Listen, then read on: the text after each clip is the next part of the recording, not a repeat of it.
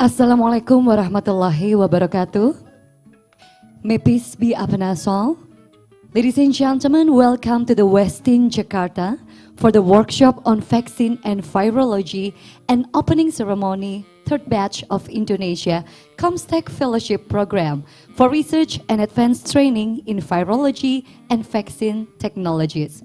We are so honored to have all of you here today with us, and we would like to express our appreciation and gratitude to all participants for the presence here and at the Zoom meeting. Ladies and gentlemen, before we start our today's agenda, please kindly take your seats and be reminded to put your mobile phone into the silent mode. And for online participants, we would like to remind you to please consider it to change your username with name_institution. And please keep your audio muted when you aren't speaking. And if you are comfortable doing so, please kindly turn your video on. Today's agenda will be started with workshop on vaccine and virology. And after that, will be continued with opening ceremony. Thank you.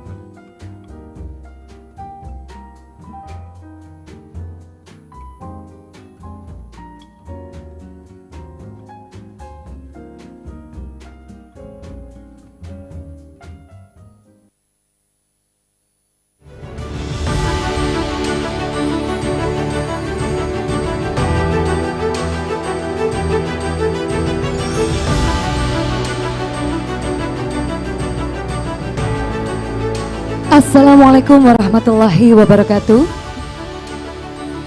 May peace be upon us all. Excellencies, distinguished participants, ladies and gentlemen, a very good afternoon and welcome to the workshop on vaccine and virology and opening ceremony, third batch of Indonesia ComSec Fellowship Program for Research and Advanced Training in Virology and Vaccine Technologies, a hybrid session through Zoom meeting today, 1st of July, 2024.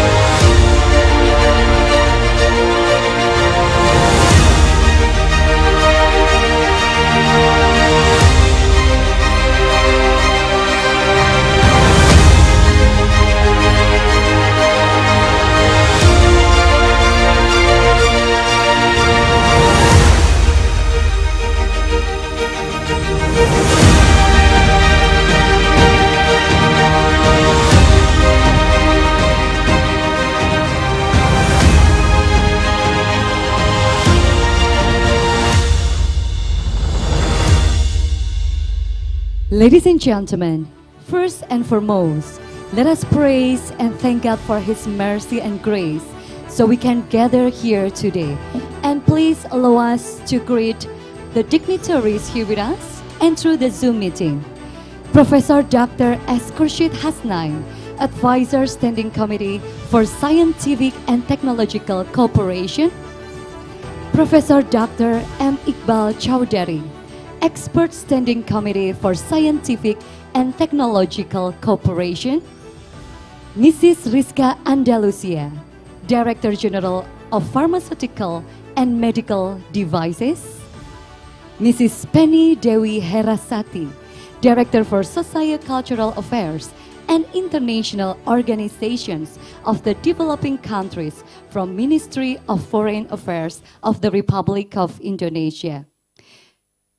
We would like also to greet Ambassador of the OIC member states, Charge d'Affaires, Embassy of People's Democratic Republic of Algeria, Mr. Abderrazak Benbara, Minister Plenipotentiary Embassy of Republic of Tunisia, Mr. Wissem Moa Temri. We do have Deputy of Drugs, Narcotics, and Psychotropics, Precursors and Addictive Substance Control, Mrs. Rita Endang. Thank you for coming, Ibu. Distinguished speakers, distinguished senior officials of the Ministry of Health of the Republic of Indonesia and other related ministries and institutions. Ladies and gentlemen, we would like to extend our gratitude and appreciation for the presence in this wonderful occasion. Today's event is hosted and organized by Directorate General of Pharmaceutical and Medical Devices, Ministry of Health of the Republic of Indonesia, in collaboration with Standing Committee for Scientific and Technological Cooperation, or ComSec. My name is Riri Sulistiawati, and it is an honor for me to be here as your Master of Ceremony. Ladies and gentlemen, the sixth session of the Islamic Conference of Health Ministers in 2017 appointed Indonesia as the organization of Islamic Cooperation Center of Excellence on Vaccine and Biotechnology Products. As a form of collaboration, ComSec, one of the OIC organs, has proposed a fellowship program to support R&D of vaccine and biotechnology products in OIC region.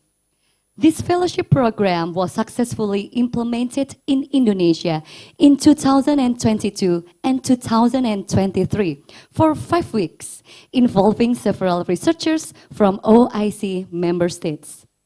This great event, ladies and gentlemen, is the beginning of the third batch of Indonesia Comstech Fellowship Program. This batch will be attended by 12 participants from 9 countries.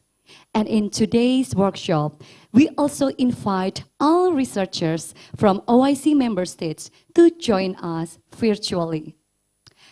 Excellencies, distinguished participants, ladies and gentlemen, now let us hear the introduction from committee for this important occasion from Director General of Pharmaceutical and Medical Devices, Ministry of Health of the Republic of Indonesia. Please welcome to the stage Mrs. Rizka Andalusia.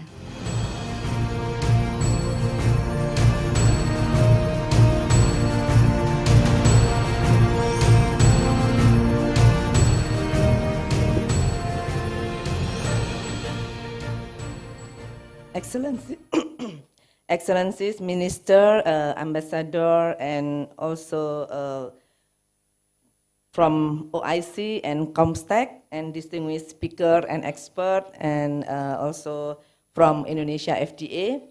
Distinguished participant, ladies and gentlemen, Assalamualaikum warahmatullahi wabarakatuh. First and foremost, let us extend our gratitude to God Almighty for His blessing that allow us to gather here today. I am honored to welcome you all to the workshop on vaccine and virology and on opening ceremony third batch of Indonesia Comstech Fellowship Program for Research and Advanced Training in Virology and Vaccine Technology. Our minister will be joined this session later on evening on 5 p.m. to meet with all of us, and he wants to know about our activity for this training. Today is an important opportunity to build closer relationship and health cooperation between countries, especially in OIC member states in the field of virology and vaccine sectors. And for that, Indonesia stands ready to lead and actively participate in this area. Excellencies, distinguished participants, ladies and gentlemen, after the pandemic, we learned that it is a must to address the gap of research and manufacturing capacity globally to achieve a more resilient health system. With focus on OIC countries, this gap has become more factual considering the uniqueness that brought of in this cooperation. Vaccine research and manufacturing capacity plays a significant role in pandemic preparedness and response capacity. So the OIC member states need to increase their capacity and capabilities in order to achieve a better health system and a more resilient one.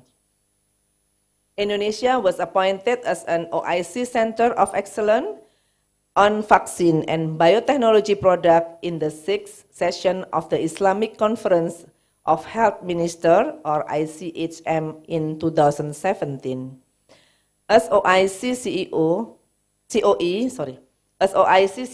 Indonesia plays our role to strengthen R&D of quality, safe and affordable new vaccine and biotechnology product, build capacity as well as strengthen cooperation and collaboration among OIC member states. Together with OIC Committee on Scientific and Technological Cooperation, or OIC Comstech, Indonesia has hosted a fellowship program for research and advanced training in virology and vaccine technologies in Indonesia, which has been successfully held year since 2022. Excellencies, distinguished participants, ladies and gentlemen, this year Indonesia and OIC Comstech are hosting the third batch of fellowship program for research and advanced training in virology and vaccine technologies, aimed to prepare the next generation of scientists of OIC nation to meet the challenges of current dynamic on virology and vaccine technology. This fellowship program will start tomorrow, 2nd July 2024, and will last at 29 July 2024. This batch will be attended by 12 researchers from 10 countries. Now all the participants already here. Welcome to Indonesia. The participants consist from Indonesia, Cameroon, Kazakhstan, Malaysia, Egypt, Pakistan, Senegal, Somalia, Tanzania, and Uganda. And consists of several agenda, including today is opening ceremony, continued with industrial and laboratory visit, training at our pharma company, vaccine company, PT Bio Farma, and also training at Pajajaran University for the Center of Excellence for Vaccine, OIC Center of Excellence. Along with the opening ceremony, this event had started by a workshop in vaccine virology, bringing the expert and speaker from Comstek, DCVMN, FINE, ISDB, National Agency of Food and Drug Authority, Halal Product Assurance Organizing Body, BPJPH, and also from Bio Farma. The workshop had enhanced our knowledge and built relationship regarding vaccine and diagnostic development and manufacture with the aim of increasing the capacity of researchers in the field of virology, especially in OIC member states. I believe this fellowship also extends as a true from a multi-sector collaboration. I would like to thank the Ministry of Foreign Affairs, National Agency of Research and Innovation, National Agency of Food and Drug Authority, Pajajaran University, Erlangga University, Bandung Institute of Technology, University of Indonesia, PT Bio Farma, PT Etana, and PT Kalbe Farma. Let us work closely together to demonstrate our commitment to enhance the research and development and healthcare in OIC member states. By exchanging ideas and building bridges, we can create a more innovative and resilient healthcare system for all. I wish you a wonderful event of workshop and fellowship, and enjoy stay in beautiful country Indonesia, and also don't forget to enjoy the very unique food in Indonesia. Thank you. Wassalamualaikum warahmatullahi wabarakatuh.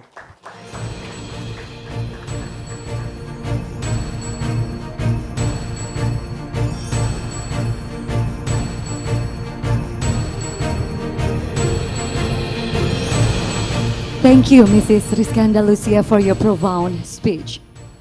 Ladies and gentlemen, now we will enter the workshop on vaccine and virology session. And for the first presentation, I would like to respectfully invite Director for Pharmaceutical and Medical Devices Resilience. Please welcome to the stage, Mr. Roy Himawan.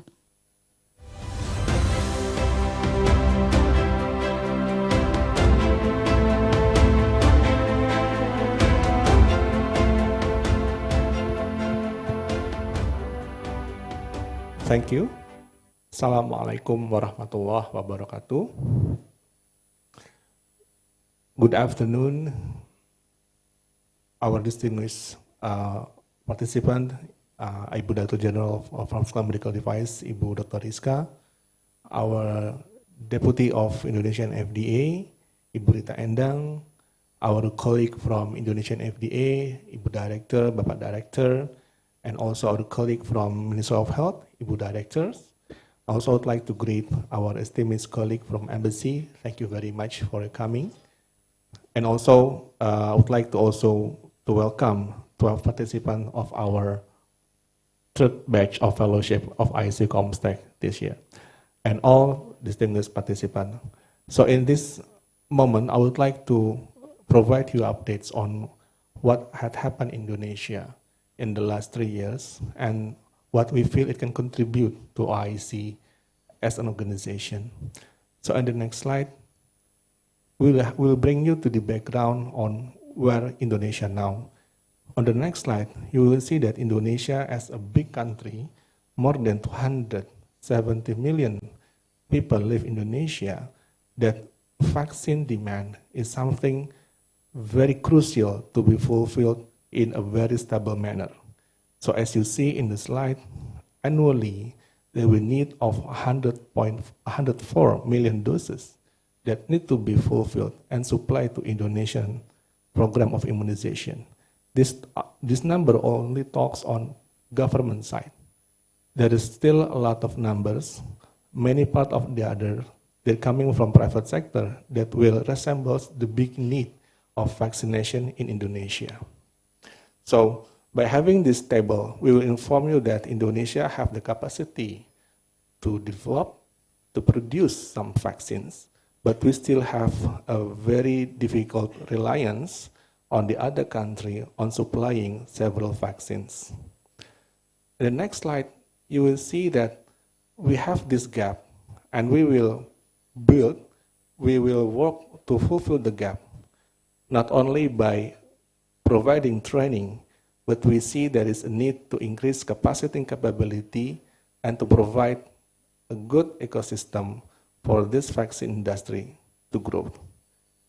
So on the next slide, you will see that, however, on those progress, on those huge capacity, we still have a big problem. Whenever the situation comes to pandemic, then we will see, even though the pandemic is already declared on 11 March 2020, but Indonesia is only able to start vaccination almost 1 year after that, in 13 January 2021. Even though we lead this achievement in similar country like low and middle income countries, but we believe there is much worse situation happens outside Indonesia. Even now, we still see many countries have not fulfilled full dose of this vaccination, including those on limited resource country. So what do we want to expose to the OIC is there is a need to develop cooperation on research and development as Indonesia had experience on producing, on developing local COVID-19 vaccines just after 2.5 years after pandemic declared. So with this experience, we would like to jump to the next slide. On the next slide, the Indonesian government, through our minister direction, Ibu Director General's direction, also provide us guidance on we have to do transformation strategy. On the next slide, you will see the transformation will consist of 6 pillars, starting from the primary, secondary care, and including the health system resilience transformation. So this is something interesting that many of countries try to develop the health system, try to develop the health facility, but they didn't put attention on how to improve the resiliency of health system. So in Indonesia, this pillar is acknowledged and supported with the same attention with primary care and secondary care. This is based on, and is supported by the health financing, health talent, and health technology transformation that aim to provide our people a better health system. So on the next slide, we will inform you on how we can manage this transformation to build the vaccine capacity.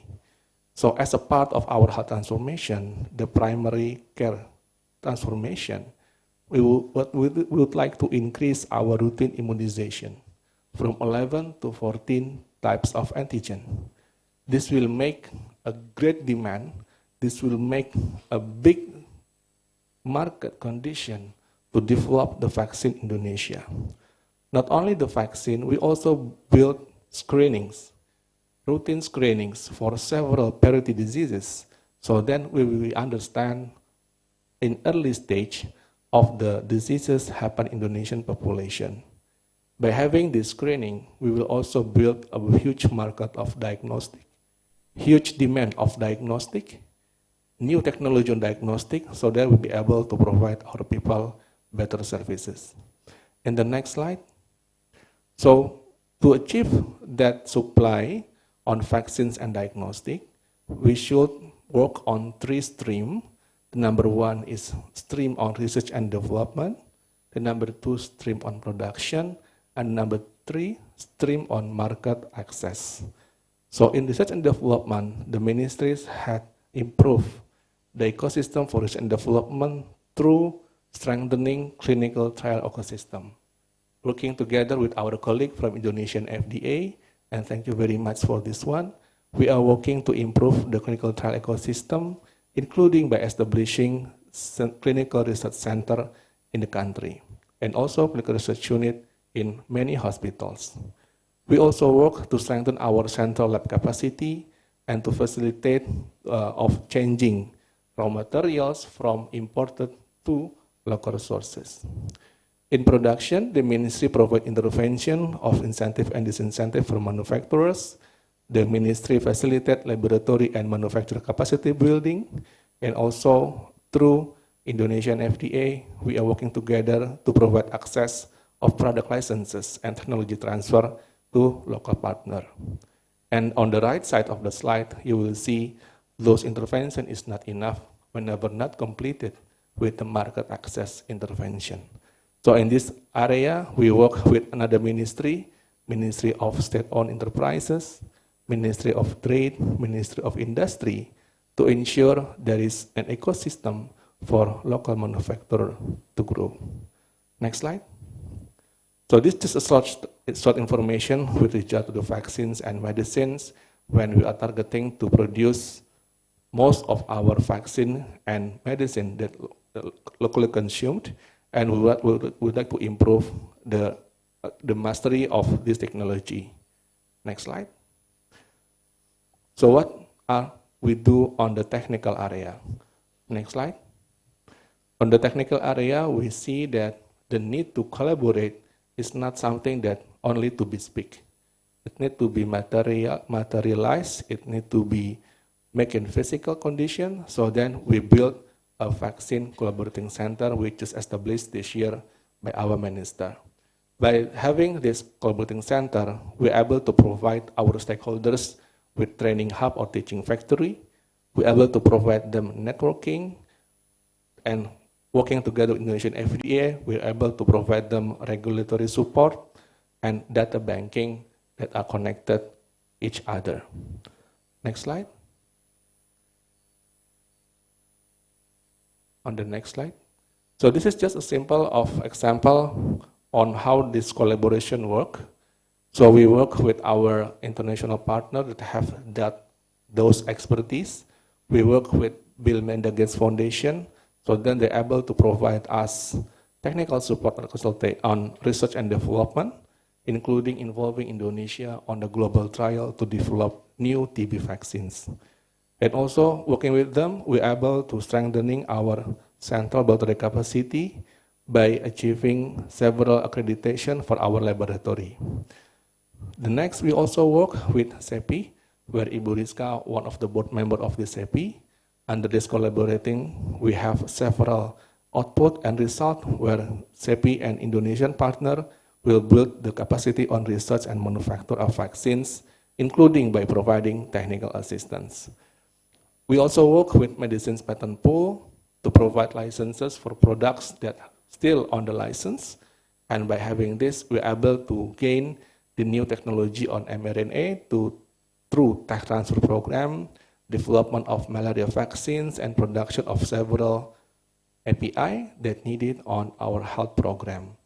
And the last one, we also work bilaterally with colleagues in Europe, in Leiden, to provide our stakeholders with expertise on manufacturing, applied GMP, and government policy and role. This is something that we provide to our stakeholders through the collaboration. Next slide. And also, we also have a focus to several diseases that's still being inherited or still being burdened on our country, like malaria, tuberculosis, and neglected tropical diseases. On malaria, we are involved on clinical trial phase 2 malaria vaccine, working together with university and clinical research unit. Also, in tuberculosis, as we mentioned before, we are now involved on this global phase 3 tuberculosis vaccine candidate, where we are seeking for another clinical trial of these vaccines happen in Indonesia.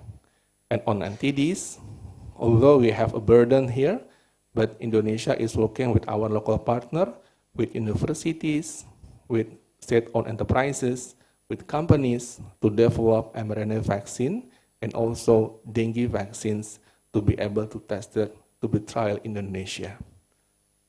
Next slide. So by having that technical activity, we're able to bring the nation on the next slide. So as you see, by the result of those collaboration, we are now working together not only by one vaccine manufacturer, but now we have 4 vaccine manufacturers in Indonesia, comprising several technology, mastering several technology that previously we haven't get before, but now we are able to provide and master this technology. And also we are working now with state enterprise to produce locally more and more vaccine antigen like HPV, like rotavirus, that we feel on this Center of Excellence activity, many of our participants were able to interact with those participants. Next slide. And as what we now had in the country, our 3 companies, this listed on the slide, already have capacity to produce BCG, influenza, meningitis, HPV, also on COVID-19. We encourage our participants on fellowship to interact more with our manufacturers here to understand their capacity, and I would be happy to say that halal condition, which is something important for this OIC cooperation, already being considered by our manufacturers. So please, I encourage you to interact with them. I hope on the next 28 days, our participants may be able to understand more on how our manufacturers implement this standard and produce the vaccines. Next slide. So this is something that we propose to the OIC to have it better on the next stage. Next slide. So as we understand, as an organization, OIC had mandated Indonesia and all of us to build more and more work on vaccine and biotechnology products.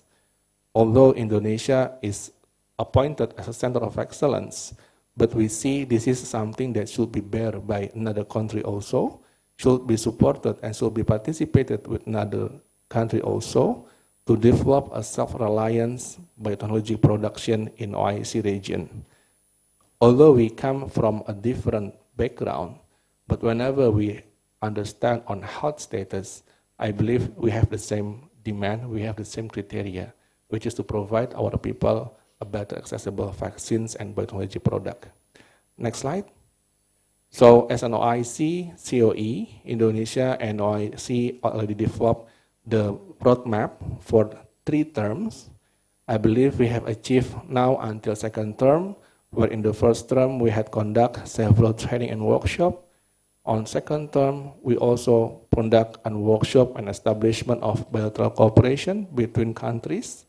And on this time, and the next 3rd time, we would like to have a better options, better activity for OIC Center of Excellence to provide this organization better access of vaccines and biotech product.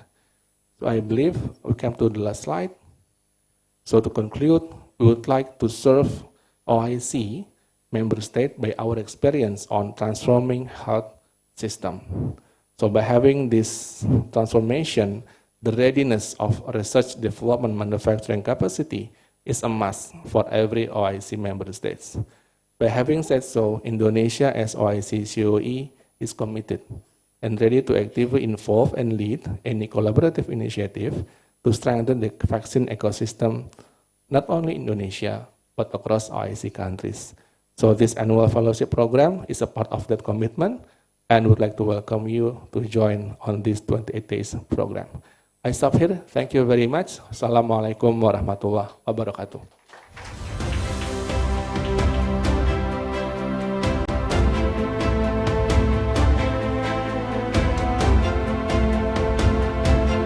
Thank you, Mr. Roy Himawan, for your insightful presentation. Dignitaries, distinguished participants, ladies and gentlemen, following the next agenda is panel discussion. For today's agenda, we will have two panel discussion. And to start the first panel discussion, there will be four speakers that will share their expertise, knowledges, and practices with us. And to guide this session, I would like to invite Deputy Director for Health Biotechnology Policy from Ministry of Health of Republic of Indonesia. Please welcome to the stage, Mr. Kindi Adam.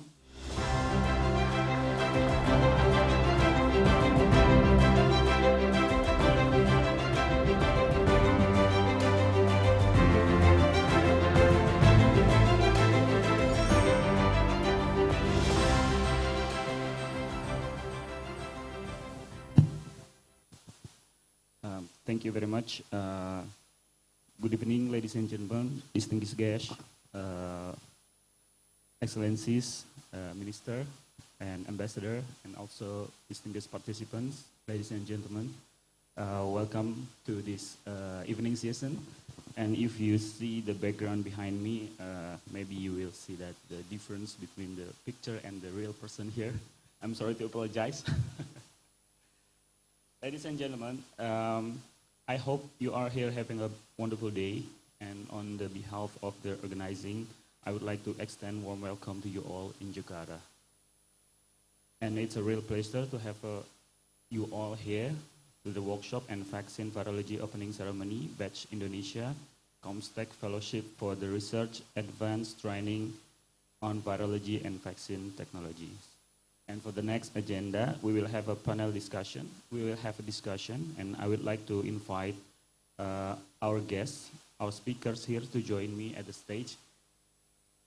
Several speakers will be join us online, and the other will join here offline. We have four speakers here, Professor Dr. Muhammad Iqbal Chaudhary from Comstech, and we have Mr. Rajinder Kumar from DCVMN, Mr. Fatih Turkman, ISDB, and Mr. Sanjay Sarin from FINE. And before we begin, I would like to remind everyone that each of a speaker will have 10 minutes for the presentations, and this will allow us to ample time for discussion and questions. Please feel free to hold down your questions during the presentation, and we'll have the dedicated Q&A session after this. And for the panelists, especially who attends offline here, I would like to welcome you all, and thanks for your joining us the panel discussion today. For the first speakers, we have Professor Muhammad Iqbal Chaudhary. He's a Committee on Scientific and Technological Cooperation from Comstech, with the topics of his speech is Insight on Biopharmaceutical Research and Manufacturing Landscape in OIC. Mr. Iqbal Chaudhary is a meritorious and distinguished national professor for biogenics and natural product chemistry at the International Centers for Chemical and Biological Science, and he leads the developing world finest research center of natural product chemistry since 2002. Please welcome Professor Chaudhary. Time is yours. He will be joining us online.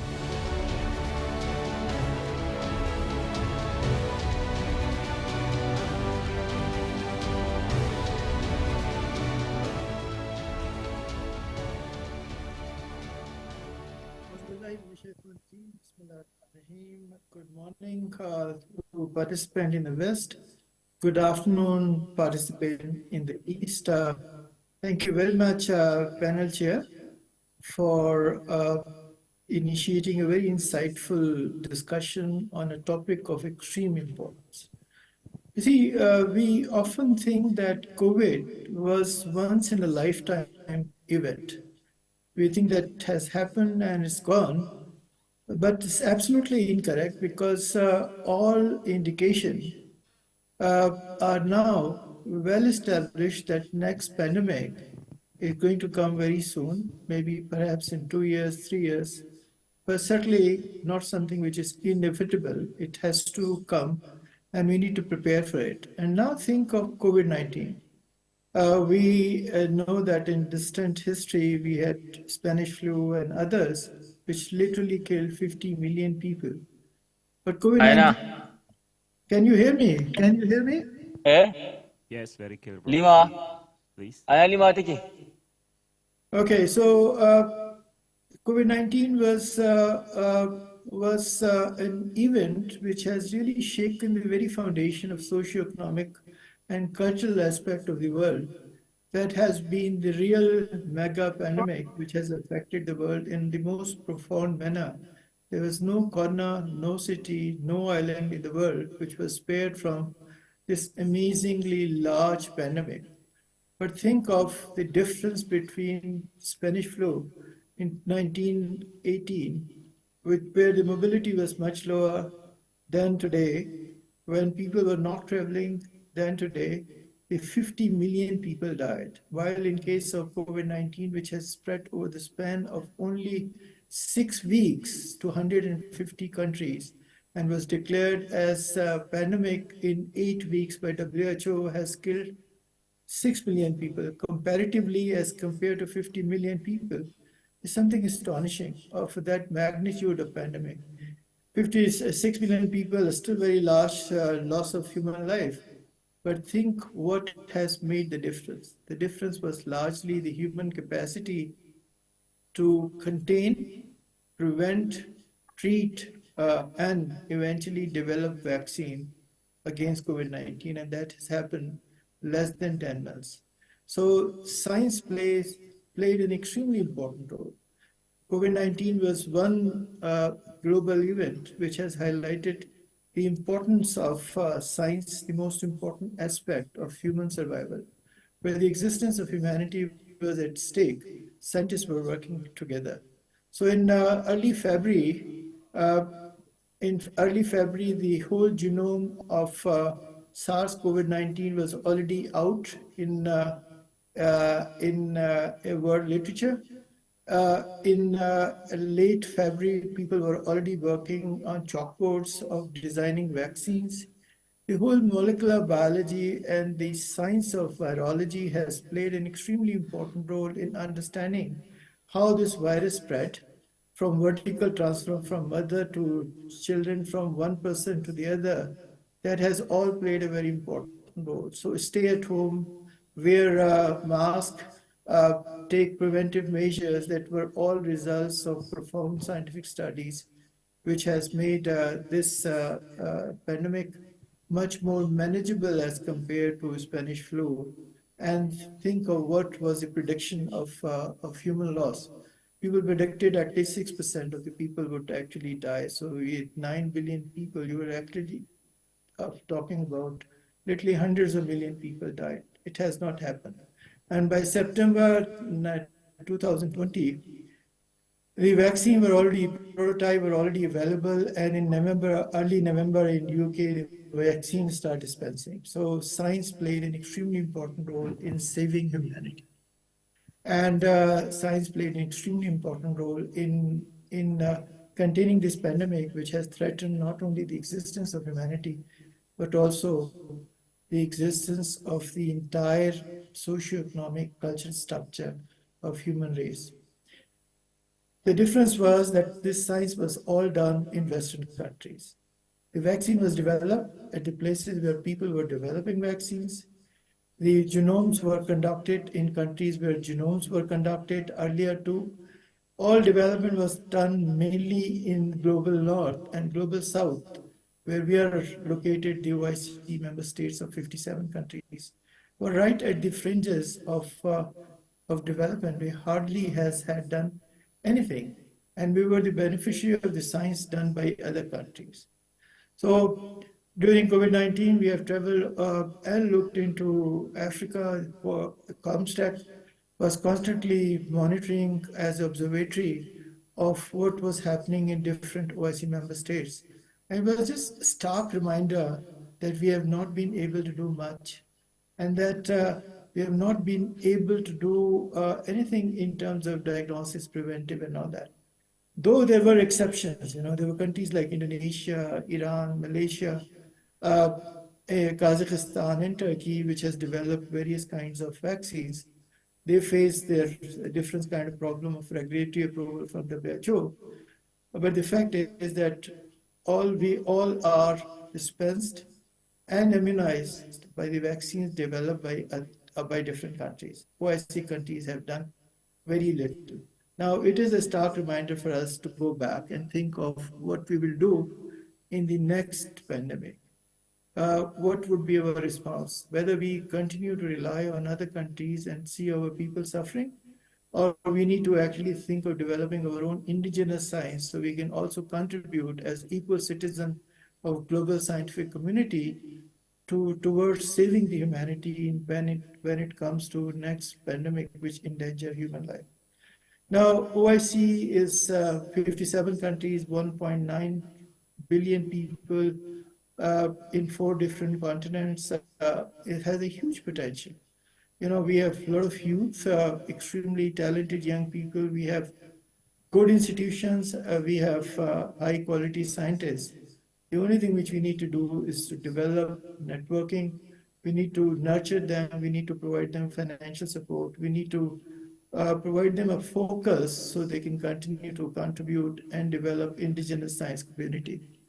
It's not only pandemic, but in fact, many diseases today which affect humanity are actually viral diseases. You know, in countries like Pakistan, dengue is a major problem. In Indonesia, Malaysia, and other countries, dengue, Zika, chikungunya, and to so much extent, hepatitis has played a very important role in human sufferings. So viral diseases are the mainstay of human illnesses, and we all have to develop capacity. We're very fortunate that we have OIC Center of Excellence on Virology and Biotechnology in Bandung, and we're very fortunate that this center is playing an extremely important role. We're fortunate that it is located in one of the most forward-looking industries in the world, biopharma, which is actually a pride for the Muslim world. We're very fortunate that Indonesia has taken the leadership. We are very, very fortunate that the Indonesian embassy in Islamabad has played an extremely important role and worked together with the key institution in Indonesia to materialize this very important fellowship. What we intend to do is to have critical mass of virologists capable of diagnosis viral diseases, capable of communicating with the other virologists in the world, capable of using science which is developed elsewhere, and capable of contributing towards diagnosis and prevention of viral diseases. Our plan is to have at least 20 virologists in every Muslim countries. And that comes to roughly about 1,200 virologists. Now, how do we do that? This is a major challenge. Indonesia has taken the lead. This is the 3rd batch of virology training. And this would be done in some of the leading institutions in Indonesia. I'm so extremely grateful to Ministry of Health and all these institutions for providing opportunities to young people. But of course, now is a time for us to have many other institutions coming forth for providing these capacity building opportunities. So we are in negotiation with the Pasteur Institute in Dhaka. Is a very important institute. We are working together with other institutions in the Muslim world, and with the only request that these institutions should serve as focal centers for the training of virologists. 20 virologists capable of working together with their peers in other Muslim countries and elsewhere when it comes to viral diseases. So with this, I would like to thank all of you, particularly to the Embassy of Indonesia for taking the leadership, the Ministry of Health, all the dignitaries which are here, the participants of this 3rd round, and most importantly, my colleague, Ms. Khazima, which has so passionately followed this particular virology. It is a fellowship. It is a beginning, but I'm sure that the spirit, ambience, and the mission would eventually lead to reach to that particular stage when we can proudly say we are capable of of producing high quality virologists in our own countries, and that we have critical mass of people in different OIC member states. I would like to thank all of you for your contribution. I would like to thank Indonesia for being one of the most important member states of OIC, and that a very strong supporter of COMSTAC. I would like to wish each one of you who travel from different countries to Indonesia a very fruitful, enjoyable, and productive stay. Thank you very much. Thank you. Thank you very much, Professor Chaudhary. So you will stay with us for the question and answer session, Professor? Okay. And thank you again for Professor Chaudhary for the insightful speech. And we truly appreciate your valuable contribution perspective.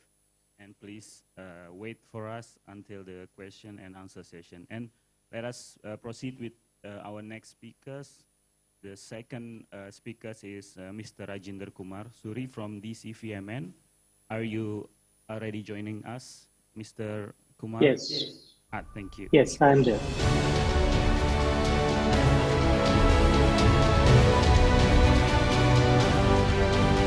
I will slightly introduce Mr. Rajinder Kumar Suri from the DCVMN. His topic will be how to scaling up manufacturing capacity in LMICs. Mr. Rajinder is the CEO of DCVMN, or Developing Countries Vaccine Manufacturer Networks. He is responsible for providing leadership, shaping the strategic vision and governance and overall operation of excellence of DCVMN. Ladies and gentlemen, please welcome Mr. Rajinder. Time is yours. You have 10 minutes to deliver your topics, and we will have a question and answer session after all of the speakers. Please. Thank you. Thank you very much, Chair. Excellencies, Minister, Ambassador, distinguished guests, dignitaries, fellow panelists, friends, ladies and gentlemen. Assalamu alaikum. Namaste. Good afternoon. I must thank Dr. Rizka for the kind invite. In fact, it's my honor and pleasure to join this important event. Let me take up a few slides. Can we have the first slide, please?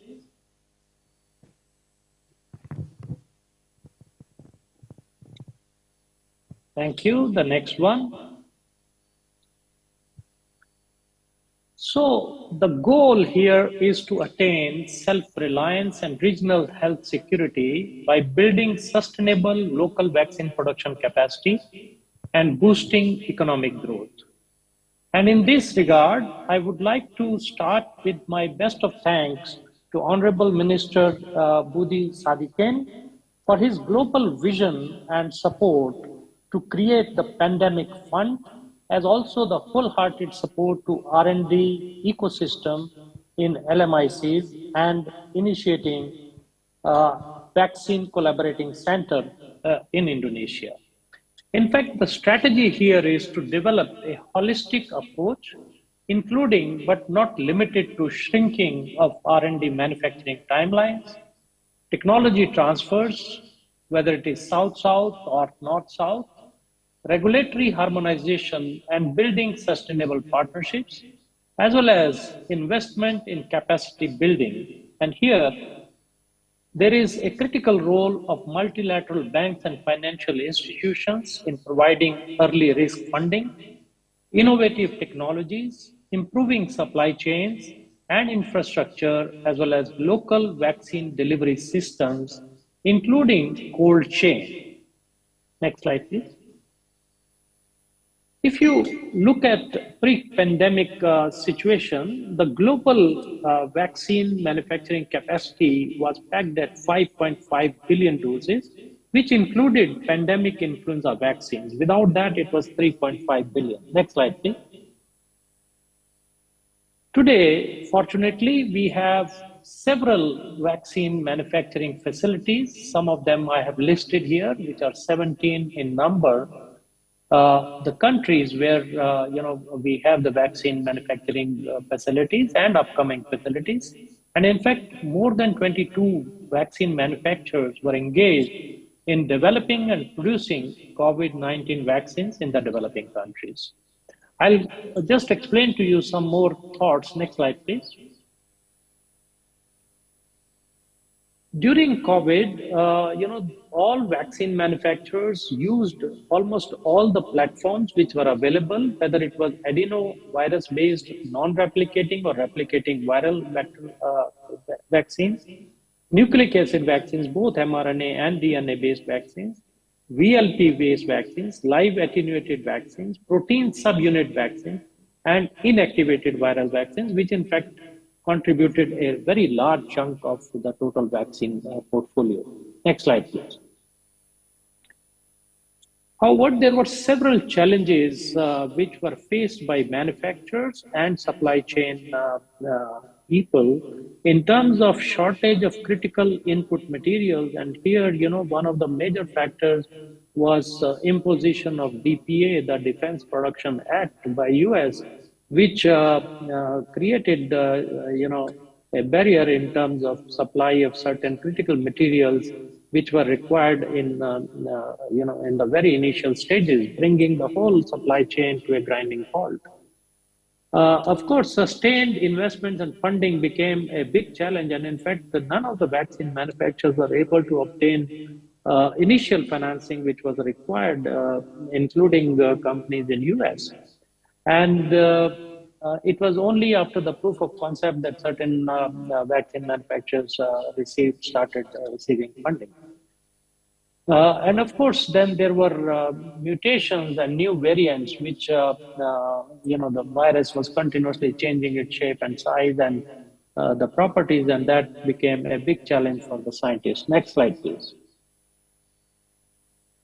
Now let's look at the enablers of the ecosystem, which really helped produce what was produced, and I'll share with you how much of that. It was, first of all, the technology, the regulatory harmonization, and the established framework. And when we are talking technology, it is the early access to technology which was of importance. It was the IP. It is not just the IP, the intellectual property, but it is the know-how, it is the hand-holding which was more important. And of course, the technology transfers which changed the entire scenario. Then, of course, the regulatory harmonization in terms of national health policies, the reliance mechanisms which were used very extensively by all the regulators, and collaborative rolling reviews, which was part of the game in terms of COVID-19 preparedness. And when we are talking of the framework, it was the PPP, the public-private partnerships, which became the talk of the town, and flexible financing and governance and coordination, which was most critical at this juncture, with creation of several networks, including ACT-A and COVAX, the tool which was helpful in delivery of vaccines. Next slide, please. This put together created an unprecedented ramp up, which is a case study by itself.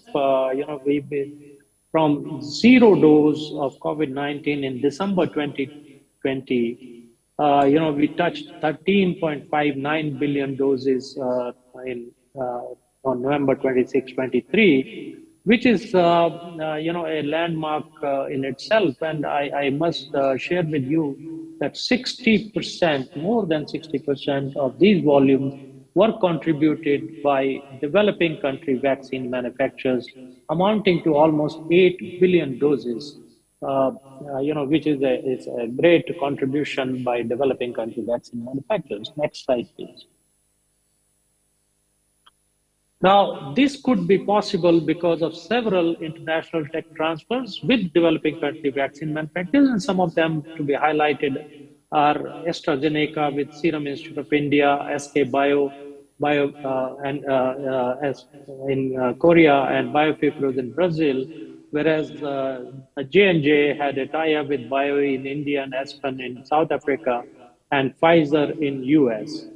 And coming closer, next slide, please. Coming closer home, this was South-South collaborations where Sinovac had a tie-up with PT Biopharma Indonesia, Butantan in Brazil, Vaxira in Egypt, and Pharma Niaga in Malaysia, whereas Sinopharm China had collaboration with PT Kimia Pharma Indonesia and Sodema in Morocco, and Serum Institute of India had tie-up with Vaxira in Egypt and Aspen in South Africa, while Bharat Biotech, had a drug substance collaboration with Indian Immunologicals in India itself.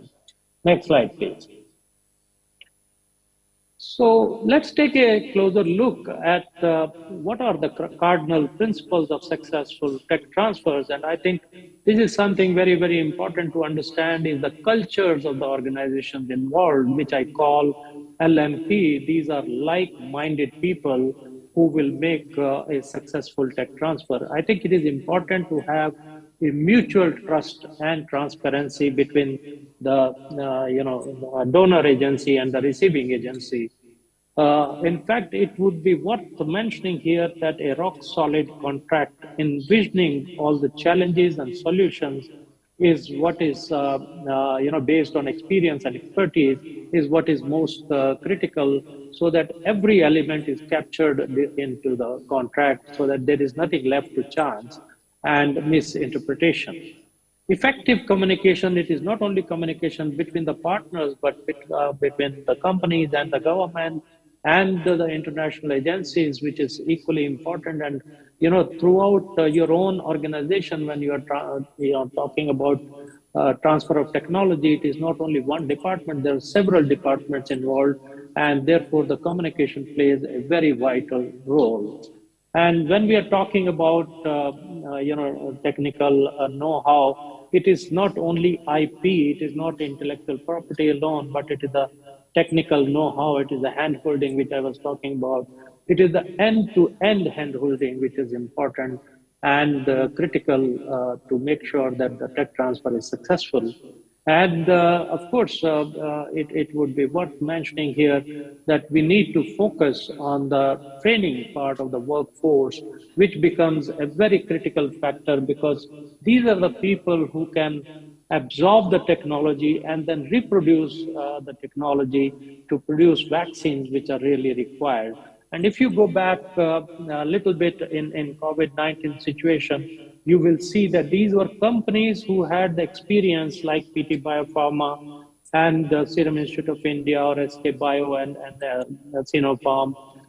These were the companies who were, able to absorb the technology so well, so quickly, and then reproduce to billions of doses, which were really required and helpful to protect millions of people and livelihoods worldwide. Next slide, please. Now, next slide, please.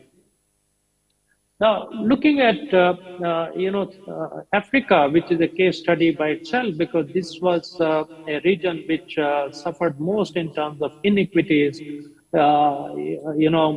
Whereas the countries who had the self-sufficiency to produce vaccines and distribute within their own countries were quite successful in attaining high vaccine percentage, whereas Africa suffered the most. And what we need to really look at from a global perspective is, the public health impact that can be attained.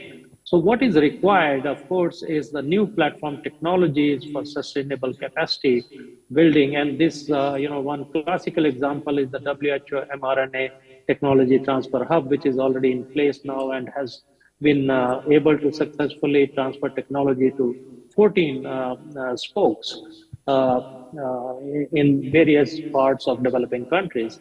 And of course, sustainable funding, which is, I think, very important. And once again, I would like here the creation of a pandemic fund with support from Honorable Minister Budi Sadikin.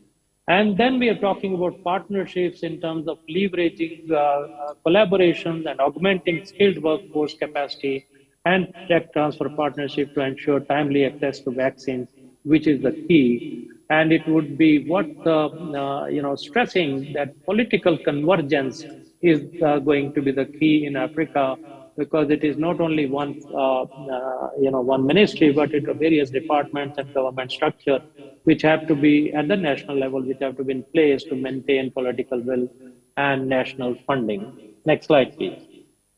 Your time. Policies for the local vaccine production to foster the advancement and expansion, we have to sustain the remarkable momentum, eliminate the trade and regulatory barriers, facilitate easier access, and mandate a certain percentage of vaccines to be locally sourced, and establish government-backed insurance or risk-sharing mechanisms. Next slide, please. So we at CCVMN remain committed. Yes, I'm completing. We remain committed to innovation, capacity building, and workforce development in vaccine manufacturing in Africa and Latin. Collaboration with stakeholders such as WHO Africa, CDC, PAVM, Gavi, BMC, and various governments, including government of Indonesia, private and public research institutions, and of course, we will be willing to support any assessment. Thank you very much for your kind attention. Thank you, Mr. Rajendra. Thank you so much for your speech, for your delivery. And we now proceed to the next speakers. And the speaker is Mr. Fatih Turkman. He is joining us in this room. Please, Mr. Fatih, come join me.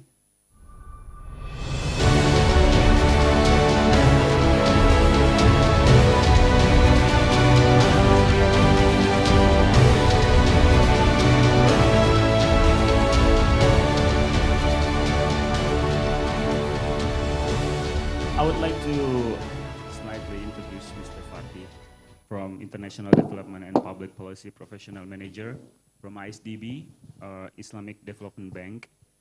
He will deliver topics with Islamic Development Bank supports in biopharmaceutical research and manufacturing sector in OIC countries. Mr. Fatih is a dedicated international development and public policy professional manager with 25 years of expertise, especially in human capital, social development, policy development, implementation, and project identification, development, implementation, evaluation, and also management, strategic planning, and performance programming. His achievements play a pivotal role in the drafting, developing, and supervising key strategies, papers, project, and program for both Turkey and ISDB. Please welcome Mr. Fatih Turkman. Time is yours. You have 10 minutes to deliver. Please.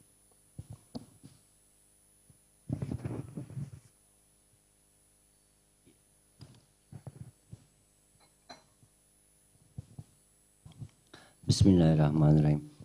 Dear Ibu Rizka, Ibu Devi, dear distinguished participants, delegates, Bapa Ibu, brothers and sisters, I would like to thank you on behalf of the Islamic Development Bank for organizing this important workshop and inviting ISDB as one of the participants of the workshop. As we all know, the COVID pandemic we just went through has shown all of us the very fact that a resilient health system is not only important for saving lives, but it is also very crucial for the continuity of social and economic development. The pandemic can stop and has stopped the entire economy. And it took too much time and effort to go to the place where we were before the pandemic. For example, in terms of the Sustainable Development Goals from 2015 to 2020, the world has achieved important gains, but the pandemic has stopped and reversed all the gains, and as year 2022, we were back to 2015 levels. So this is an important lesson for all of us to learn that. That is, we need competitive, robust health systems. And these health systems, especially in these pillars, infrastructure, hospital beds, medical equipments, pharmaceutical devices, medical equipment, vaccine, biopharma products, human resources, they can utilize these and treat the patients. And a resilient emergency response system not only for health emergency, but natural disaster. We are talking about Indonesia, for example, which is quite prone to all kinds of disasters. So a resilient health system, not what pandemic, but any terms of disaster, it is the first gateway and resource. We have unfortunately taken away all these key lessons. That's why, as the Islamic Development Bank, we are putting education and healthcare to the core of our mandate, vision, and strategies. For Indonesia, Indonesia is the biggest member country of the Islamic Development Bank. We have 57 member countries. As you know, it is the only development institution of the Organization for Islamic Committee. And it is the only South-South development institution, by the way. And Indonesia, which is 280 million, the fourth most populous country in the world and our biggest member. So we have put education and healthcare to the core of our agenda. We are active in Indonesia since '74.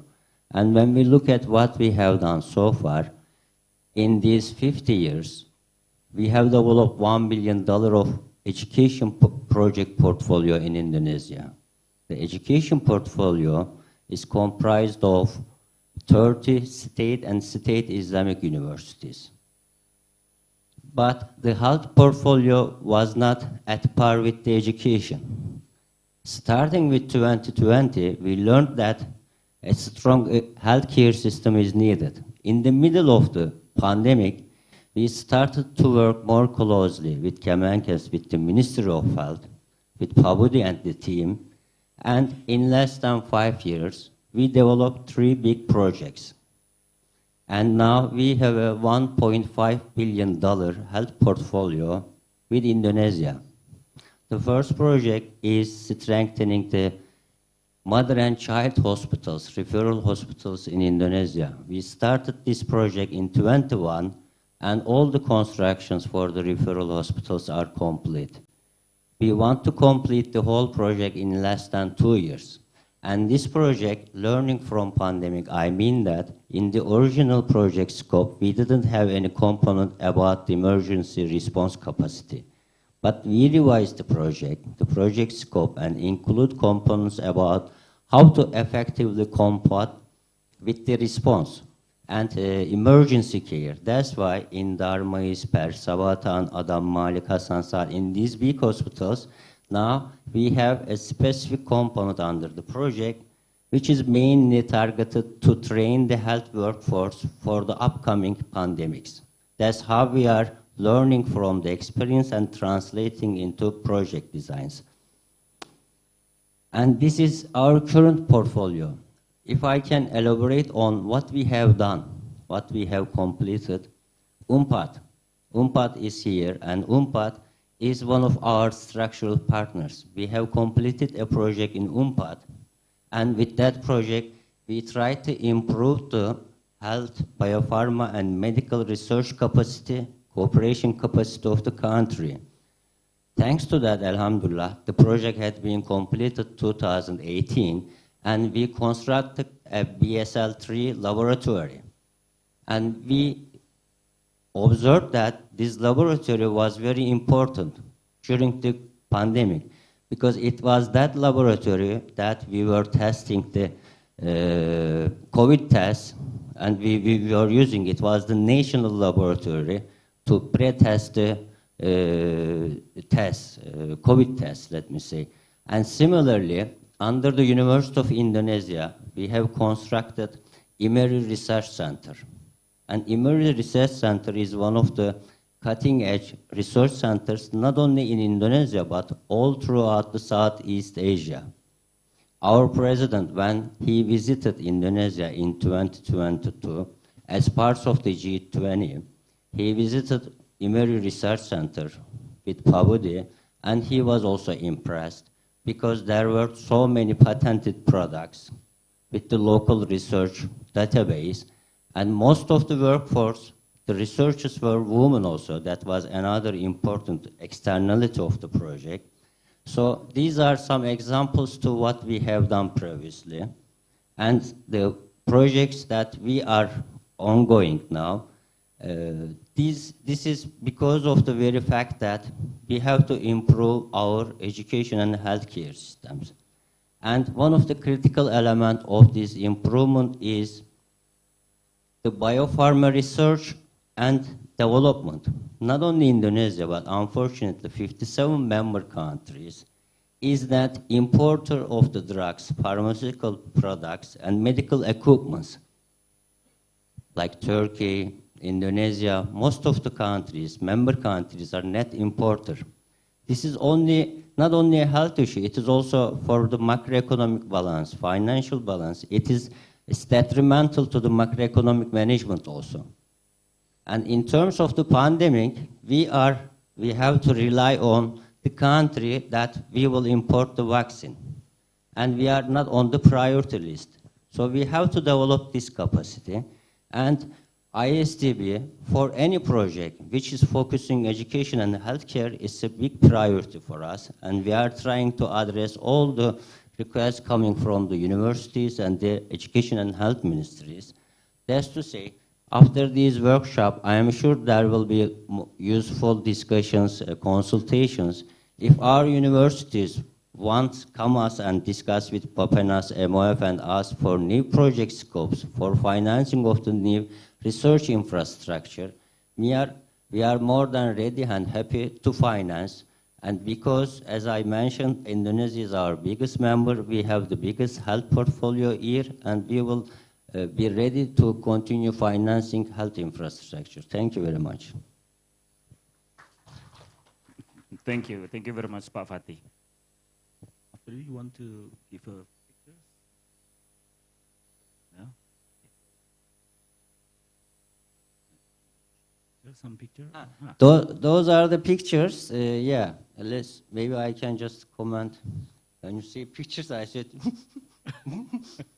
Okay, this is our visit to the Imeri Research Center. Yes, there are so many cutting-edge research ongoing under Imeri currently, and they are most of them are patented, and they are also being shared with the other OIC member countries. So we are proud to finance this infrastructure under University of Indonesia and Imeri Center. And maybe I was mentioning our UNPAD project, the BSL laboratories. I don't know if those pictures are also in the screen.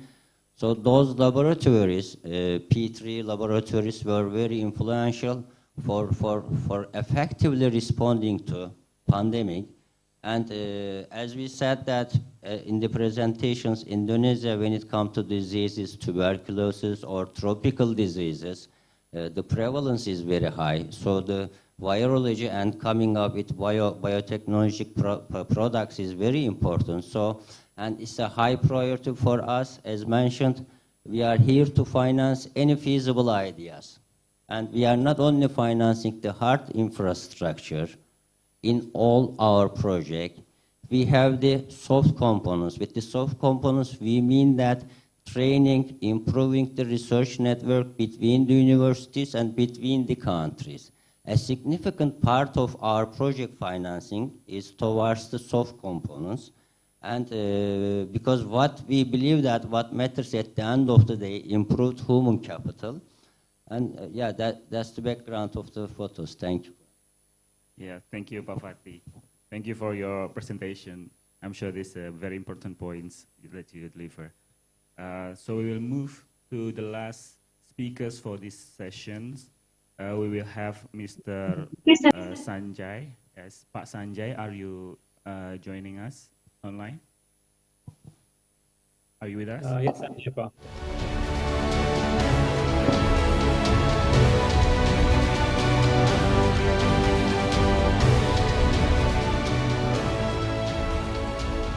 Thank you, Pak Sanjay. I will introduce you for a slight introduction. Mr. Sanjay Sarins from Foundation for Innovative New Diagnostic, or FINDS. He will refer the topics capacity diagnostic on pandemic preparedness in LMICs. Pak Sanjay Sarins joined FIND in September 2015 as a head of country operation for India. As Vice President of Access, he is currently responsible for the providing leadership for Fine Access Program and strategic plan development, as well as the implementation of current and planned operation across Fine country offices, expanding and strengthening Fine country program globally while ensuring continued engagement with partners and donors. Pak Sanjay has a doctorate in biochemistry with a postdoctoral specialization in molecular biology, and he received advanced training in so many places in non-profit management, holds diploma in negotiation from Harvard. He has experienced more than 25 years in health policy. Ladies and gentlemen, please welcome Pak Sanjay Sarin. Time is yours, Pak Sanjay. You have 10 minutes to deliver. Thank you, Pa. Honorable Minister, Excellencies, dignitaries, and partners. I would like to thank the Indonesia Ministry of Health for organizing this very important workshop and inviting us to be a part of it. I also have a few slides, if I may request. Thank you. Despite the fact that the COVID-19 pandemic clearly demonstrated diagnostics to be the first line of defense, unfortunately, diagnostics still continues to be amongst the most neglected of the medical countermeasures. Next slide. Now, some of the challenges that we identified during the pandemic that particularly limit the availability and access to the supply of diagnostics in LMICs, they include competition from the high-income countries. The preferred tests by high-income countries, for example, are not suitable or are unaffordable for the LMICs, as we saw this amply during the course of the pandemic. There are delays on account of slow regulatory approvals, and there is a lack of transparency as far as the regulatory processes are concerned.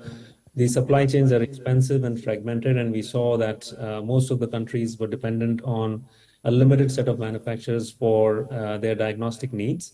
Also, there was experienced a lack and limited availability of well-performing tests for many priority diseases in the low and middle-income countries. Next slide.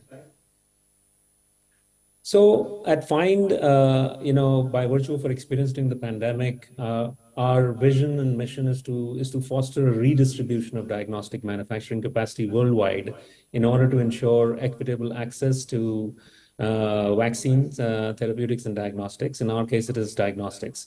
And this is in order to support universal health coverage and pandemic preparedness.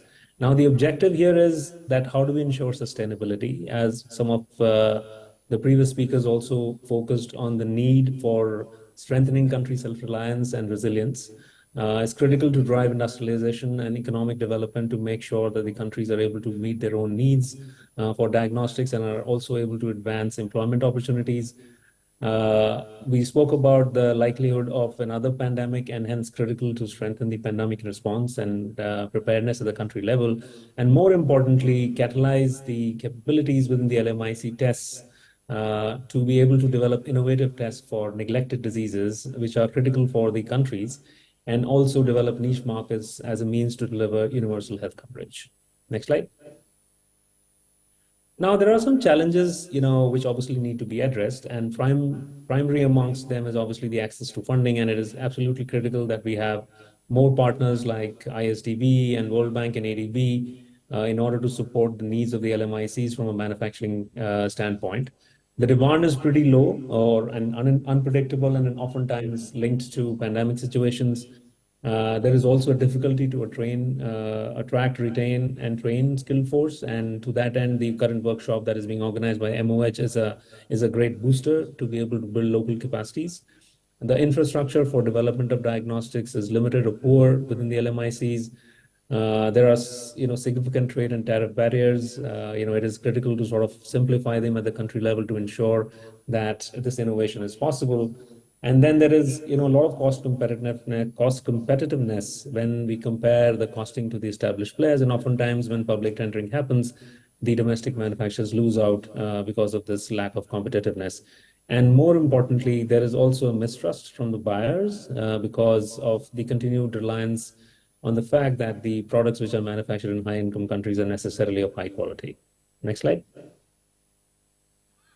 Now, some of the key enablers to this is obviously, strengthening manufacturing preparedness as far as the countries are concerned, and more importantly, developing an enabling ecosystem which will allow the innovative manufacturers and product developments to come forward, and they then need to be provided the necessary support to be able to move forward with supporting the country diagnostic needs.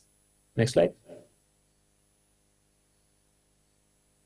Now, this is, we obviously, last year we had the G20 in India, and during the G20 presidency, FIND along with UNITAID, we organized a convening of manufacturers where we had over 30 global and regional diagnostic manufacturers who joined us in this side event. And we were able to provide a set of recommendations to the member states and the international partners for regional diagnostic manufacturing. Next slide. Some of these, and these recommendations were actually split across innovation, financing, regulatory, procurement, and adoption. From an innovation standpoint, it's critical to develop partnerships to facilitate knowledge sharing and tech transfers and develop a balanced portfolio. Financing is super critical because it's important that we provide the necessary business incentives and also access to infrastructure. And diagnostic industry networks need to be there to facilitate access to funding and pool procurement. The regulatory is an extremely critical and oftentimes the biggest bottleneck. So critical to adapt to global regulatory processes, including WHO PQ. There needs to be harmonization as far as regional regulatory mechanisms are concerned. And more importantly, we need to fast track the regulatory processes to ensure that the regionally manufactured products are not only available within the countries, but across the region. From a procurement standpoint, we need to have preferential procurement policies for regional manufacturers to provide that, provide that cost competitiveness. And then the national diagnostic strategies need to have concrete budget allocations earmarked for sourcing of projects of products that are developed regionally or locally. And from an adoption standpoint, it is critical to develop or generate the necessary evidence and then also advocate to increase trust in the regionally made tests. And then, last but not the least, reduce the necessary trade and tariff barriers to facilitate trade within the regions, because it is difficult to have these regional manufacturing facilities in every country. And so the concept of regional manufacturing hubs is something which needs to be discussed and be made successful to allow the flow of goods across the country barriers. Next slide. So these are some of the examples, a few case studies in terms of the way FIND partnered with the entities like UNITAID in terms of expanding the regional manufacturing capacity. And these were essentially in three buckets, where funding was provided to expand the production capacity within the LMICs. Technical assistance was provided for go-to-market strategies, introduction of manufacturing technology, as well as easing regulatory and market entry barriers. And then technology transfer and partnerships and matchmaking was done within the HICs and the low and middle income countries. On the left, you see that in South America, there was a technology transfer for the manufacturing of COVID-19 RDTs from DCN, which is a contract manufacturer in the United States, to VAMA, which is a manufacturer based in Brazil. Similarly, a manufacturing facility by the name of Diatropics was established in IPD Senegal in Africa, and technology transfers were enabled from BioNote as well as from GA. As far as COVID-19 manufacturing capacities are concerned, in India, specific support was provided to manufacturer Premium Medical Corporation, and this included both the technical assistance as well as expansion of the manufacturing capacity. And in China, similar efforts were applied to a local manufacturer, Wanfo, where the manufacturing capacity was optimized to nearly 144 million tests per year, and there was essential R&D support and technical assistance that was provided. Next slide. So we continue to be working. We continue working on additional projects for regional manufacturing of diagnostics, in addition to the ones that were initiated during the pandemic. For example, on the left, we are working with the Ministry of Health in Indonesia to offer technical assistance to diagnostic manufacturers and supporting them for building capacity for WHO PQ as well as stringent regulatory authority approvals. We are also working with providing technical assistance to TB diagnostic manufacturers in India to provide a low-cost TB test. Similar agreements have been signed with the SAPRA, which is the regulatory agency in Africa, to provide regulatory support for locally manufactured diagnostics. And we are partnering with UNITAID Global Fund and PEPFAR, who have pledged $15 million of funds for buying products which are manufactured regionally within Africa. And here we are working with entities across 3 countries to be able to support that. And last but not the least, a landscape of diagnostic manufacturers was completed in the Latin American region, which is now being discussed with PAHO. Next slide. So in essence, what we are trying to do here is that how do we sort of strengthen regional supply chain projects, and to meet the unaddressed regional priority public health needs. Matchmaking and partnership requests to strengthen the regional IVD supply base through technology transfers and capacity building, and then provide professional services across regulatory and technical capacity for manufacturing capacity extension to regional IVD suppliers. Next slide. So in terms of the kind of technical support that FIND is currently providing to the new RDT or the rapid diagnostic manufacturers, it expands across product development, where we work with IVD developers and manufacturers on product development and documentation, as well as for the development of regulatory dossiers for WHO PQ and SRAs. We are also assisting in the selection of local trial sites to evaluate the tests that are being manufactured locally and support the design of studies for diagnostic product evaluations in support of technical dossiers for WHO PQ and SRA. Independent clinical evaluation support is being provided for key products to generate the necessary clinical evidence for regulatory support. And then we are working with local manufacturers, as I said, in Indonesia, including Indonesia, where support is being provided to strengthen their quality management systems, including design of required verification and validation plans and doing mock audits. And then post-marketing, we are working with manufacturers to support development of plans for post-market surveillance. Next slide. I also very briefly wanted to touch upon the 100 days mission. In June 21, G7 leaders, they welcomed the 100-day mission in Carbis Bay, building on the collaborative scientific efforts towards the development of BTDs for COVID-19. This is now being extended to other priority pathogens. The first 100-day mission report proposed 25 recommendations that will reduce the time from discovery to deployment of MCMs within 100 days of the identification of the next pandemic threat. Specifically for diagnostics, some of the recommendations are around building prototype vaccine and diagnostic libraries, strengthening the role of international systems in R&D capability and coordination for therapeutics and diagnostics, advocating with the governments to normalize the use of accurate diagnostics in point of care and non-clinical settings, advocating for an enhanced role of WHO for diagnostics in the surveillance of pandemic threats, and then last but not the least, developing a common regulatory framework to better define the criteria for effectiveness, quality, and use cases for diagnostics. FIND is working with the International Pandemic Preparedness Secretariats and other partners to make the 100 days mission for diagnostics a reality. Next slide, which will be my last slide. So on the left, you see a report which was generated by FIND and IPPS on embedding diagnostic best practices to improve pandemic preparedness. So this report clearly outlined 3 critical enablers to meet these needs, and this includes the use of multiplex tests to enhance efficiency, essentially developing tests for where multiple pathogens can be tested at the same time, digitally connected diagnostics so that the diagnostic data is captured into the country health systems for evidence-based decision-making, and last but not the least, linking diagnostics to care and treatment. Thank you.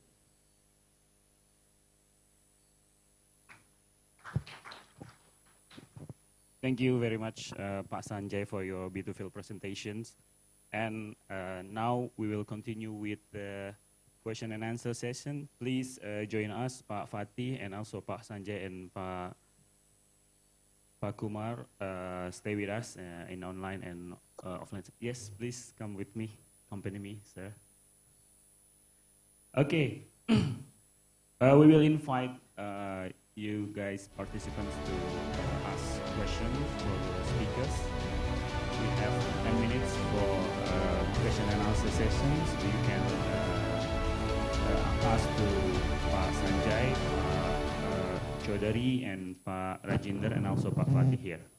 Please, if there is any questions, you can raise your hands. Or maybe in the online session. If there are any questions from online session? Okay. While waiting for the question from yes, please introduce yourself and the questions. Yeah, thank you for the opportunity. I would like to. My name is Yusuf from Unpad. I would like to ask to Mr. Sanjay from Fine Diagnostics. I wanted to hear your opinion on the decentralizations of testing. So now, like for some infectious diseases that we can develop like a home test that usually in LMICs it is quite difficult and quite burden for people to go to the clinic, and as also when the clinic doesn't have the facility, they will send it to the other place. So it takes like maybe weeks and quite some money just to get the results of the test. So one of the promising idea is about the self-test or home test, but what is actually Fine opinion about the self-test for infectious diseases? Thank you. Thank you, Pak. Pak Sanjay, you can Yeah. answer the questions, please. Thank you, Pa, for that very important question. And, obviously it is extremely important to have decentralized testing strategies in order to increase access to testing. And as we saw during the pandemic, for the first few months, there was a very high dependence on laboratories and PCR testing, and that severely limited access to testing. And I think almost like 200 days after the onset of the pandemic, the first rapid diagnostic test became available. WHO obviously came with a policy on the use of these RDTs, and that really accelerated access to testing. As we saw that millions of tests were supplied to the LMICs as well as the low-income countries at access pricing. And then came the self-tests, which really democratized the testing. It allowed, for example, people to test their status, COVID-19 status, in the comfort of their homes, and also created mechanisms for them to be able to report back to the health authorities so that if it is a positive test, then necessary quarantine measures can be applied. So it is absolutely important for us to take these learnings forward. And at FIND, we are working, for example, to not only develop simpler PCR tests, which can be implemented at the PHC level, but we are also, very focused on developing rapid diagnostic tests, which can be implemented by the community healthcare workers within the community settings. And we are working on, self-tests as well as digital tools to enable both the healthcare workers as well as the patients to capture their diagnostic data and correctly interpret these self-tests. Because one of the key challenges which we saw during the pandemic was the difficulties in interpreting the various tests, and hence we have been developing reader apps, which are essentially allowing the healthcare workers and patients to be able to confirm their status as well as these tests are concerned. There's a lot of focus within the organization right now on both HIV as well as HCV self-testing, and we are continuing to work with the countries as well as regulatory agencies to advance access to these tests. I think one of the key challenges as far as self-testing is concerned, and the reason why we saw limited uptake in some of the countries, was the challenges in data reporting. So it is absolutely critical to have a digital interface with these tests, which will allow the patients and the healthcare workers to be able to report data into the national health systems from their homes as well as from the remote settings. Thank you. Thank you, Pak Sanjay. Next questions from the audience? Yeah.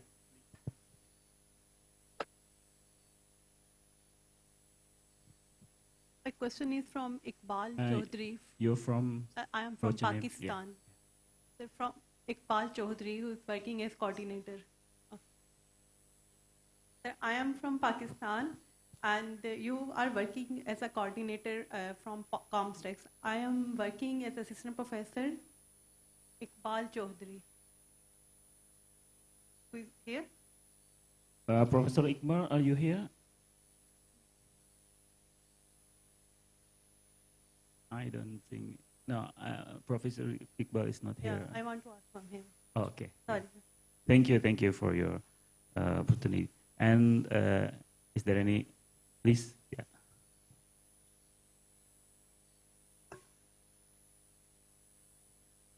Okay, hello, assalamualaikum, and good afternoon. My name is Nurul Fiza from Malaysia. So basically, I want to raise the question to Mr. Fateh, okay, from ISDB. Okay, okay.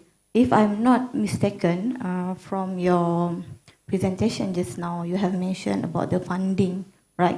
So I'm just wanted to know, is that any funding that you open for the fundamental research towards, research development, especially for the vaccine? Because we know that most of the bank available, they are fund, for the social things, and then it's very limited funding, especially on the biotechnology and then vaccine development. So I'm kind of interested for that kind of funding. Can you elaborate more on that part in terms of to help to develop the vaccine, especially for the OIC country? Okay, so this is my first question. So the second one, you have mentioned about the BSL-3 development in Indonesia, right? Okay, so for that one, is only for the lab, or is that including the animal BSL-3? Okay, because if you want to, what we call, ready for the emerging diseases, something like that, for example, especially for the zoonotic diseases like I'm doing on the avian influenza vaccine, right? So the laboratory facilities for the animal is very critical for us, and then most likely the facilities is available on the rodent, or we call that animal laboratory, like small. But if you want to deal like avian influenza, so we will go for the slightly bigger, like chickens, maybe rabbit. So is there any other alternative to go for that one also? Okay, thank you. So very good question, and both question goes to Pak Fatih, right? Yes, please. Thank you, Pa. Thank you. Very good and very tough questions. That's why very good, maybe.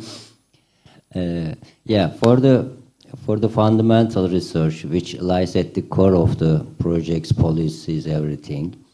So we have different forms of support.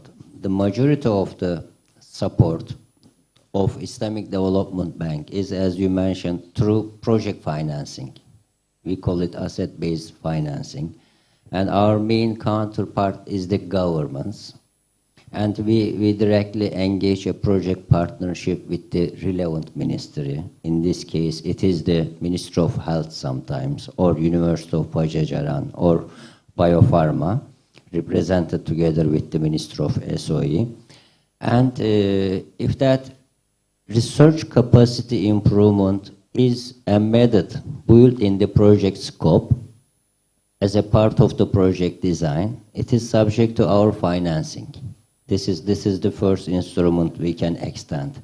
So it's not a pure infrastructure, because it is worthless if they don't have the academicians, researchers, which is utilizing this infrastructure. So in all our projects, this scope is designed accordingly.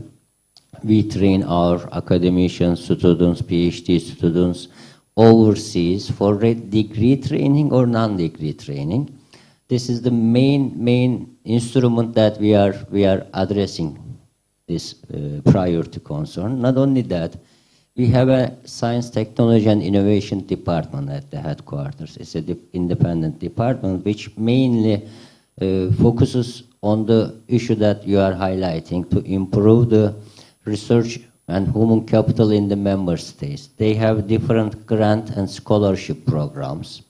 And under these SDI programs, the universities, research centers can jointly form some cooperation framework and apply, individually or institutionally. This is the second instrument. The third one is reverse linkage. As mentioned, IDB is the first South-South institution. We are having a grant program, which we are calling it reverse linkage. We are bringing two member countries together, or a member country with another country, even China, Singapore, for example, with Singapore and Ministry of Health. We recently completed a reverse linkage project, and there is the beneficiary and the knowledge provider. So this is also one of our most common applications. The level of the financing is small, but it is grant. It is totally grant. So these are the main three instruments. Institutional, for example, we are trying to work to improve the bridge between the Senegal Pasteur Institute and the Biopharma, for example. We are trying to get them together on the same table so that they can utilize their resources more together. So this is more institutional, but for the research, we have several forms of instruments. But the most structural way to address is to handle it with a design together with the project design to address it, and it even makes the project idea more priority, and it helps easy approval and easy disbursement. The second question, I remember the BSL laboratory, but we have a colleague from UNPAD. Maybe he can elaborate on the laboratories. I don't have the full details of the laboratories, but what I remember is we have a full-fledged BSL laboratory, but for the animal experiments, I don't know if it covers or not. Do you have any idea on that part, Pa? Especially. It doesn't include animal clinical, preclinical testing. But we are currently discussing with the UNPAD, and we are trying to improve the infrastructure with additional laboratories. If it is a university, not in Indonesia, but in all the OIC countries, in Turkey also. So we are mainly communicating with the ministries. In Indonesia, the universities are linked to the Ministry of Education. So the university project scope has to be approved by the ministry and submitted from us. So that's to say, we are developing the project together with the universities. Then the Ministry of Education is requesting from us. That's where we are currently. In the new membership partnership strategy, we plan to develop another more comprehensive project with UNPAD. Thank you. I think it was long. Yes. Thank you, Pak Fatih. So I think this is the end of the session of this evening. Thank you for all the speakers, Professor Iqbal, Pak Rajinder, Pak Fatih, Pak Sanjay, for your very insightful presentations, and also for the audience for the very enthusiastic joining us. And before I close, I want to give pantun. I'm creating this pantun all day and night, so you need to answer the pantun with Jacob, please. The pantun. In bustling Jakarta, the city of light, we gather to share in knowledge bright might. Vaccine we develop with care and precision, united in purpose, the OIC missions. Thank you very much. Have a good day. See you next time. Thank you very much to our moderator, Mr. Kindi Adam, and also thank you to our speakers. Now we would like Mr. Kindi Adam and our honorable speaker, Mr. Fatih Turkman, to please stay on the stage as we're going to proceed to the next agenda, which is token of appreciation session. And we would like to invite Director for Pharmaceutical and Medical Devices Resilience, Mr. Roy Himawan, to please join the moderator and speaker on the stage.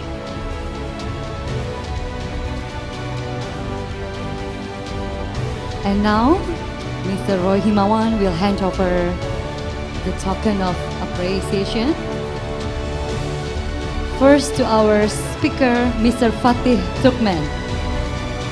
Ladies and gentlemen, let's give a big hand to our speaker. Thank you very much for sharing with us. And also to our moderator, Mr. Kindi Adam. Thank you. Let's give a big round of applause to our moderator as well.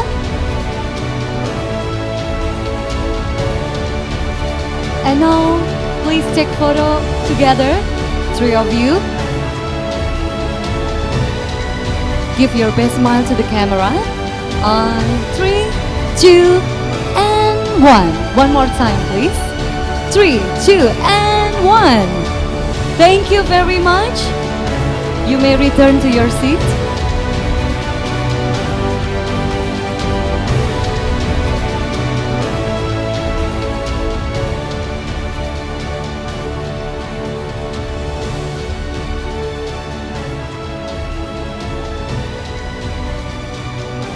Ladies and gentlemen, as I mentioned you before that today we will have two panel discussion and we're going to continue to our next panel discussion.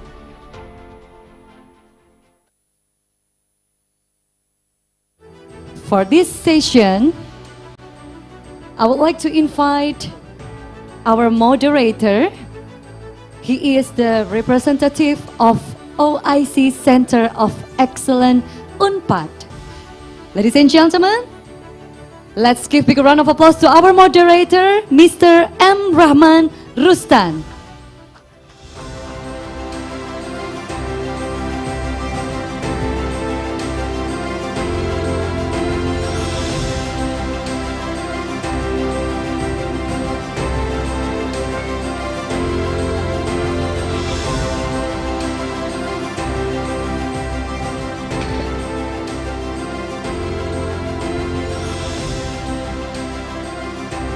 Bismillahirrahmanirrahim. Assalamualaikum warahmatullahi wabarakatuh. Excellencies, Minister, Ambassador from OIC member states. First of all, we would like to express our gratitude, especially to the committee for organizing this workshop and for inviting us to be a moderator in this second panel of this session. So allow me to introduce myself first. My name is Rahman Rustan. I'm a lecturer and also industry practitioner and in charge in OIC Center of Excellence Universitas Pajajaran, as well as the board of the expert of Indonesian Pharmacists Association. So in this second panel, we will discuss about the regulation aspects, not only the quality, but also the safety efficacy. So therefore, the first presentation will be delivered by the expert from Indonesian FDA, BPOM. We would like to invite Pak Hari Wahyu. Please come to the stage, Pak. Please give applause. He will deliver about the topic of the strengthening efficacy and quality of medicine and vaccine to support market access among OIC countries. And followed by the second presentation will be delivered by the experts from BPJPH, the Halal Products Assurance Body under the Ministry of the Religious of Republic of Indonesia. Bu Nina Sutrisno, I think she will join by virtual. Bu Nina, you are with us? Assalamualaikum, Bu Nina. Okay, okay, thank you, Bu Nina, great. So, and the last but not least, the last topic will be the national capacity and advanced technology in biopharmaceutical production will be delivered by my colleague, Bu Iin Susati. Please give applause from Bio Farma. Please come to the stage, Bu Iin.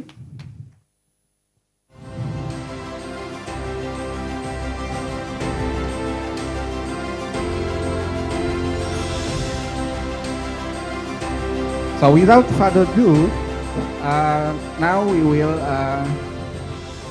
listen about the presentation from Pak Hari Wahyu. And please allow me to introduce himself first. He's the Indonesian Food and Drug and Administration expert since 1989, especially in the clinical aspects, not only the quality but also the safety and efficacy. And please, Pak Hari Wahyu, because the time limitation, so you have 10 minutes for the presentation. And please accept my apology if there are some interruption, if there are 3 minutes left. Please, Pak Hari Wahyu. Okay. Thank you. Good afternoon. My honor, Ibu Rita Yandang, Deputy for Drug and Addictive Substance Control, and distinguished participants. Assalamualaikum warahmatullahi wabarakatuh. So, first of all, I would like to thank for inviting Indonesia FDA to also to share in this important workshop. So in this workshop, in this occasion, I would like to share about the strengthening efficacy and quality of medicines and vaccines to support market access among OIC countries. Next slide, please. So this is the outline about the overview of Indonesian FDA, overview of medicine regulation in Indonesia, and RA roles to support market access for drugs and biological products. Next slide, please. Next slide. So this is the Indonesia FDA vision and mission. So I think like other FDA, every FDA maybe they have their vision and mission. So this is the vision of Indonesia FDA. Drug and food are safe, meet the quality requirements, and having competitiveness in order to achieve an advance in Indonesia that is sovereign, independent, and having personality based on mutual cooperation. And the mission of Indonesia FDA is building competent human resources related to medicine and food by developing partnerships with all components of the nation in order to improve the quality of Indonesian people. Then also facilitate the acceleration of the business development of drug and food by providing support to MSMEs in order to build a productive and competitive economic structure in order to achieve the independent nation. Also to improve the effectiveness of drug and food supervision and clean, effective, and reliable government management to provide excellent public services in the area of drug and food. Next slide, please. And this is the structure of Indonesia FDA. So directly under the chairperson of Indonesia FDA, there are inspector, principal inspector, permanent secretary, and deputy, and there are for deputy for this, sorry. So there are for deputy, and under deputy also we have 42 profession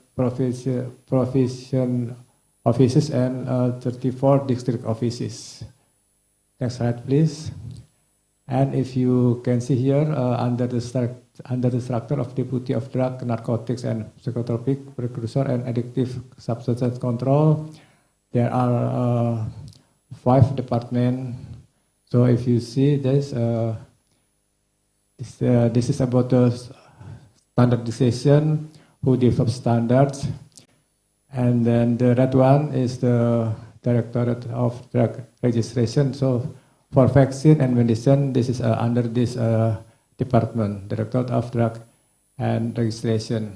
And the other directorate is about narcotics, psychotropic, and precursor control. Then also the Directorate of Narcotics, psychotropic, precursor. This is about the distribution. So this, and also the last one is about the Directorate for the export import of drug, narcotics, psychotropic, precursor, and addictive substance control. So if you see distribution and export import directorate is more to the post-market department, who they are dealing with these post-market activities. And the red one is directorate that is dealing with the pre-market activities. So next slide, please. So if we see this, so actually Indonesia FDA has already been assessed by WHO, and based on the assessment from WHO, we got maturity level 3 and 4 for vaccine. So for marketing authorization, we got the maturity level 4. But for the clinical trial oversight, we got the maturity level 3. And this is the full spectrum of vaccine oversight. We have this activity pre-market and post-market. For pre-market, this is, for example, this is the vaccine development from the earlier stage, and and also how to establish the manufacturing facilities. Maybe this will include also about the IND regulatory system, GMP certification, and the clinical trial authorization, GCP inspection, and then it will goes to marketing authorization. And if it's already in the market, so there will be post-market surveillance and control activities. This will be include about the lot release, vaccine, and biological. Then we have also pharmacovigilance mechanism, pharmacovigilance mechanism, label and advertisement control, post-market sampling and testing, and regulatory inspection on GMP and GDP. So all this is based on the standard of good regulatory practices, good regulatory practices, and then good clinical practices, good manufacturing practices, good review practices, good distribution practices, and quality management system. Next slide, please.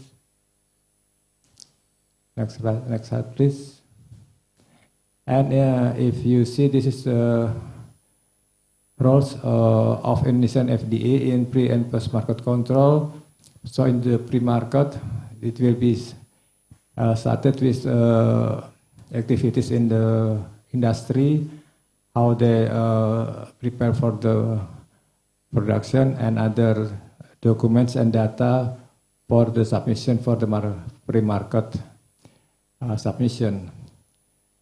And then it will goes to marketing authorization.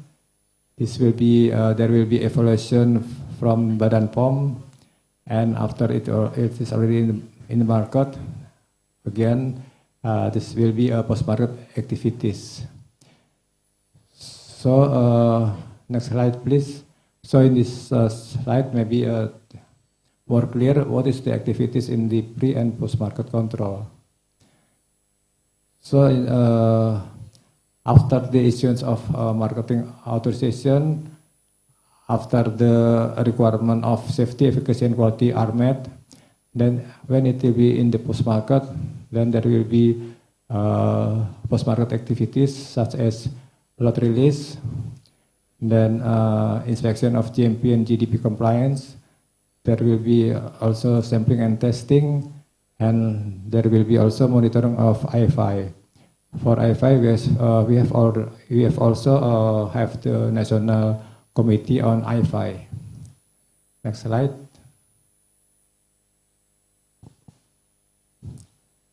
And this is more detail about the quality, safety, and efficacy aspects.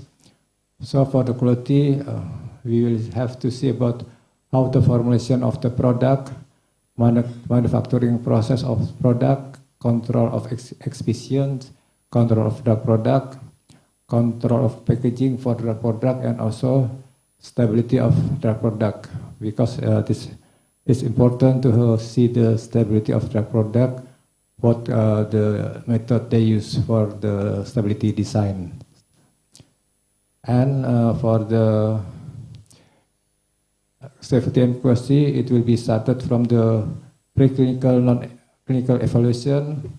We will see this about the safety and toxicity profiles in the animals, in the animal studies, and then after this can be the benefit and risk. Then the benefit, if the more higher than risk, then it will goes to phase 1. This is the first in human. After that goes to phase 2. Then after that goes to phase 3.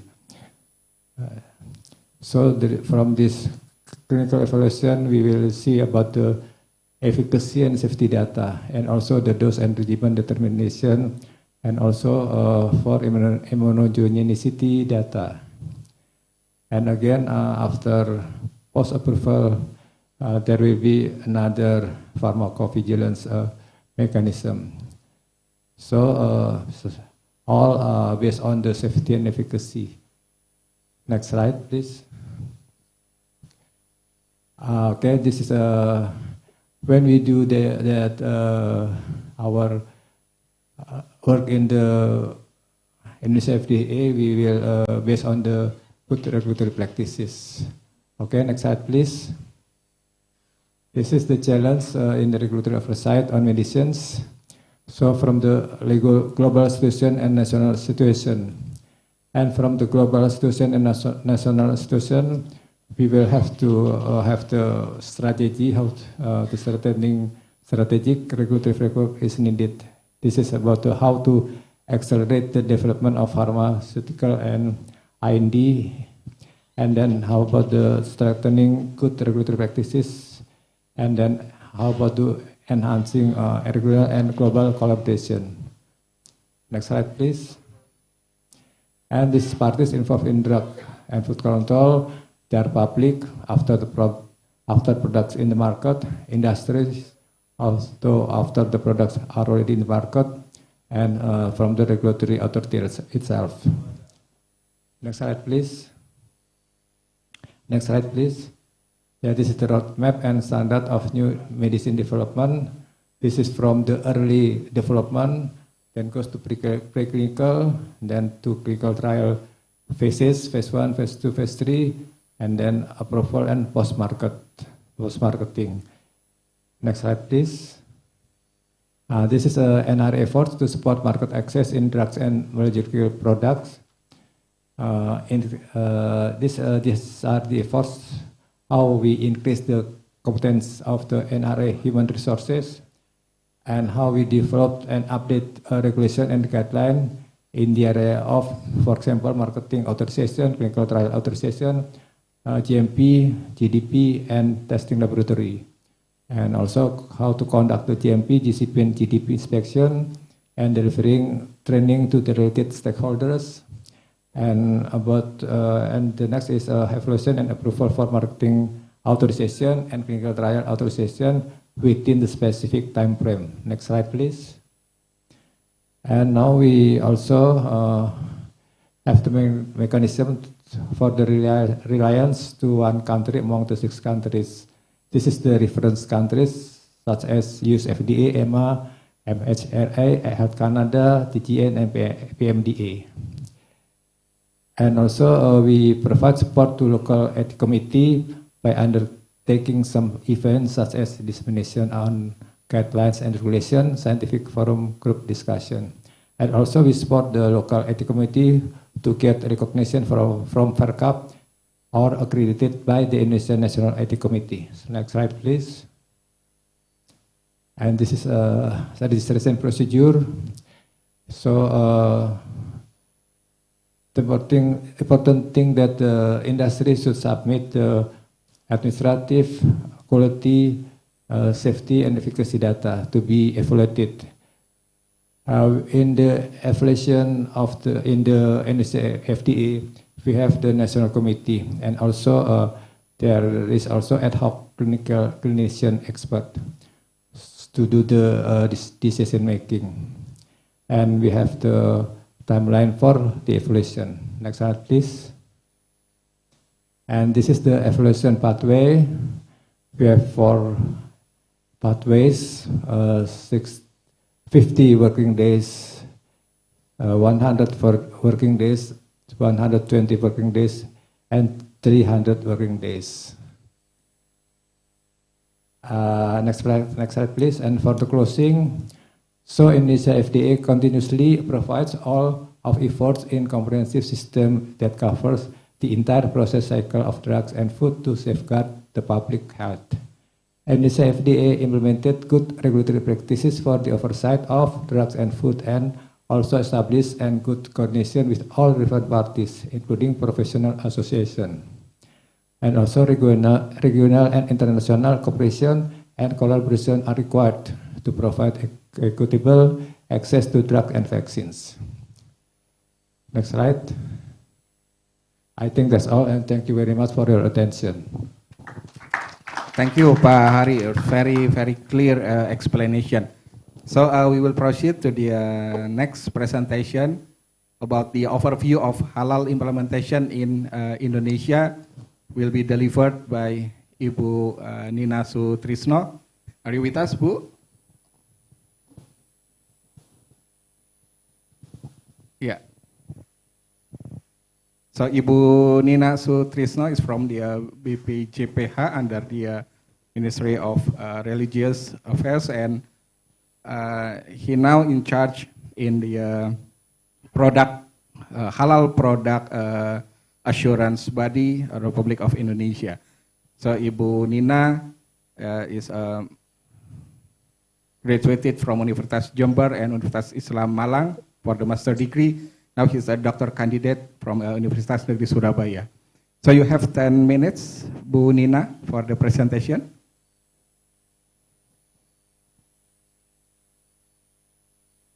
Halo Bu Nina. Okay, bismillahirrahmanirrahim. Assalamualaikum warahmatullahi wabarakatuh. Waalaikumsalam warahmatullahi wabarakatuh. Rabbi israh li sadri wa yassir li amri wahlul 'uqdatam min lisani yafqahu qawli, amma ba'du. Thank you for the opportunity of speaking, dear moderator, the honorable speakers, and also ladies and gentlemen. Allow me to, in this very nice opportunity, to talk about the overview of halal implementation in Indonesia. Of course, this is the basis of all of the halal regulation that should be based on the safety, humanity, certainty as religious people and citizens. And this is about the soul, body, and spiritual. And if we are talking about the background of the, wait a minute, I would like to make it, can we make it smaller? It's too big for me, sorry.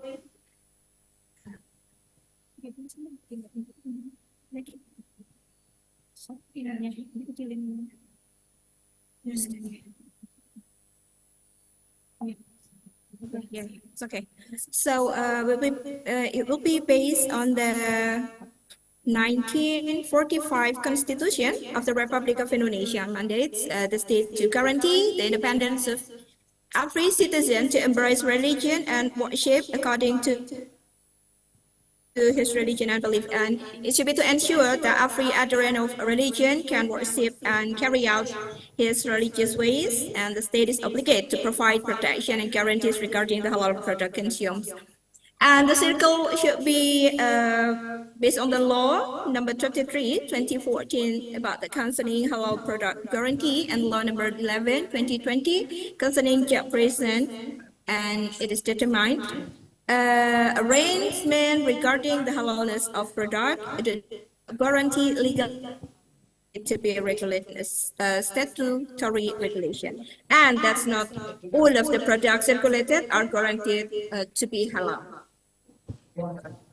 And ladies and gentlemen, it is about the humanitarian aspect, divine aspect, and also nationality aspect, that every single of them. For the humanitarian aspect, we highlight the maintain of the soul, respect for human dignity, universality, and also for the nationality aspect, we have the regulation, obey the law, and guarantee of certainty. And also for the divine aspect, it's about the religious commandment, spirituality, and compliant or obedient. And all of them drive us to the halal product assurance. And based on the article number 3, law number 33, 2014 about halal product assurance, it provides comfort, security, safety, and certainty of the availability of halal product for the public in consuming and using the product. And also it increases added value for business actors to produce and sell the halal product. And this is a kind of the timeline of the halal certification in Indonesia, started from 1976. I'm so sorry, because we are talking about the regulation. It will be about the number, it will be about the stages, the procedures, and started from 1976. This is about the Indonesian Ministry of Health issued regulation for labeling non-halal product or products containing pork, and then It goes to 1988 for the case of Lord in several products has spread and became a big concern to public. Up to now, it will be the halal mandatory stages started from 2021, and we have a kind of time period until 2039 to prepare. And this is about the halal certification transformation. For the very beginning, we have halal certification transform from voluntary to mandatory, and also this is about the civil society initiative to government authority, and then BPJPH become the sole authority for issuing a halal certificate, and BPJPH is the key government agency in halal assurance for product that enter, circulate, and or traded in Indonesia territory. And government guarantees and facilitate the availability of halal product and services in the context of halal conscious consumer protection. We have the law of the Republic Indonesia, number 33 of 2014. It has the goals to provide the amenities, security, safety, and certainty of halal product, and also increasing value for companies. We highlight the product, and the product is a goods or services that related with food, beverages, drug, cosmetic, chemical product, biological product that we are talking now about, the vaccine, and also the genetically modified product and goods that used by the society. And it's come to the halal certificate, that halal recognition of a product that published by BPJPH based on the legitimate halal fatwa that written by Majelis Ulama of Indonesia or Fatwa Committee, valid until the product has no changes in material and process. Well, the next is about status and function of the BPJPH. We, as the halal registration, we work for the halal registration and certification, and also provide the GPS guidance and supervision, and also halal cooperation and standardization. As you know that we have 3 centers in BPJPH, Center 1, Center 2, and Center 3, and the halal product assurance organizing agency, hereinafter abbreviated as BPJPH, is a body established by law to organize halal product assurance, located under the responsible to the minister. The Ministry of Religious Affairs of Republic of Indonesia. And then next is about halal product assurance regulation. Okay, all of them are about the number of the government regulation, and also all of them drive to halal certification become mandatory, civil society authority to government authority, and the government guarantees and facilitate the availability of halal product and services in the context of halal conscious consumer protection. And BPJPH is the key government agency in halal assurance for product entering, circulating, and traded in Indonesia territory. For the halal stipulation, provisions carried out by Majelis Ulama Indonesia, and the stipulation of halal provision carried out by Central Majelis Ulama Indonesia, and also Halal Fatwa Council, MUI hosted a Halal Fatwa Council for both regular and self-declared scheme registration. And MUI Fatwa Commission conduct the regular scheme Halal Fatwa Council not later than 3 working days after receiving the report from LPH. If the time limit is exceeded, then the Halal Product Fatwa Committee determines the halalness of the product. It would be based on the Article 33 of Law number 6. It refers to the 2 kind of the scheme of the halal certification in Indonesia. The first is regular, and the second is self-declared. And ladies and gentlemen, the Halal Product Fatwa Committee comprised of ulama and academic formed and responsible to the minister, and then the Halal Product Fatwa Committee must be formed not later than a year after the enactment of this law, and then the government carry out the duties of the Halal Product Fatwa Committee until the formation of the Halal Product Fatwa Committee is completely done. And what about the Halal Certification Council? Okay, well, there are 5 points The first is giving legal guarantee for halal product availability, giving amenities, security, and protection for food, beverage, drugs, cosmetic, usage product, and also services. Increasing value and competitiveness for halal product in domestic and foreign country, and giving mutual benefit in domestic and foreign market product, and also growing international collaboration in halal product market. And this is the kind of a circle between the BPGPH, the Halal Inspection Agency, Halal Product Process Assistant Agency, and Halal Product Fatwa Committee, and also related minister or institution, and also Majelis Ulama Indonesia for stipulation of product halalness. This is the halal certified application phases, the product for enter, circulated, and traded, and also halal certification is mandatory. And for the first timeline, it will be implemented on October 17, 2024. For the three scopes, there are food and beverage products, raw materials, food additive and auxiliary materials, food and beverage product, and the third is slaughterous product and services. And then if we are talking about the product, it not only the goods, but also the services. Good for food, beverage, drug, cosmetic, chemical product, biological product, and genetically modified product, and also used goods. While the services, we have the slaughtering, processing, storage, packaging, distribution, trading, and serving. And for the food, beverage, and drug, this is type of product classified by ministry. And also for the chemical and biological product only related with food, beverage, drugs, and cosmetic. And also for the used good, only for goods that derive or contain animal constituent. This is the timeline started from 2019 up to 2039, and we have some scope there, and biological product and medical devices start to have a halal mandatory since 17 October 2021 until 17 October 2039. This is based on the President Regulation number 6 in the year of 2023. This is the timeline of the things that we are discussing now. And then, based on the provision of the above regulation, biotechnology product in the form of biological product and genetically modified product are included in the types of product that must be halal certified if they are related to food, beverages, medicine, and also the cosmetics, with the state provision as stipulated in Presidential Regulation number 6 of 2023, and between October 17, 2021 until October 17, 2039. And if we take a look on our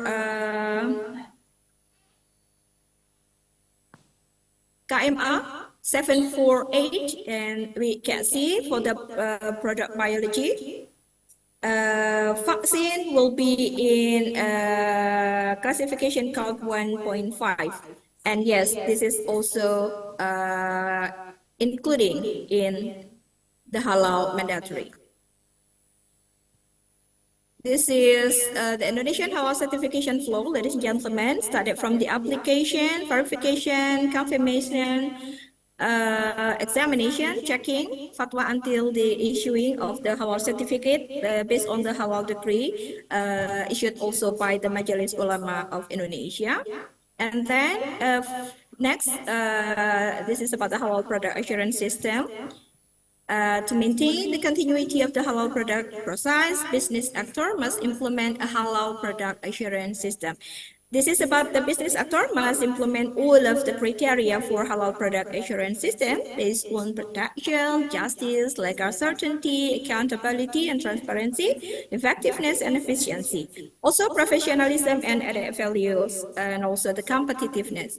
And the halal product assurance system contains criteria applied in halal certification activity to guarantee halal products and maintain the continuity of halal product process by statutory provision. Okay, this is about the step from the commitment and responsibility, and then the material and halal product process, It is about the location, facility, equipment, and so on and so forth, and product contain of the product and packaging that meet halal requirement, traceable and easy to identify. And then the last is the monitoring and evaluation. This is about the internal audit management review, product assumption report per semester to the BPGPH. This is the challenges. In halal certification compliance, it's about the supply chain's complexity, lack of harmonization, fraudulent practices, and also the capacity constraint. Supply chain's complexity is ensuring halal compliance without complex global supply chains, and this is also can be challenging. While for the lack of the harmonization, it's about the differences in national halal standards and certification processes create barriers to trade. And for the capacity constraint, some OIC members state lack sufficient resources and also the expertise for robust halal certification. And also the dishonest actors may attempt to misuse halal certification, undermining consumer trust. Ladies and gentlemen, we have harmonization challenges, emerging market, technological advancement, and also consumer awareness. And just to highlight this is about the global reach. The expanding global halal market presents significant opportunities for companies to access new consumer segment. Also, for the product innovation, developing innovative halal certified product can cater to the diverse needs and the preference of Muslim consumer. When the investment potential increases investment in halal compliant infrastructure, and it can comply in infrastructure and industry, can drive economic growth in IC member of the state. I think we can skip this part.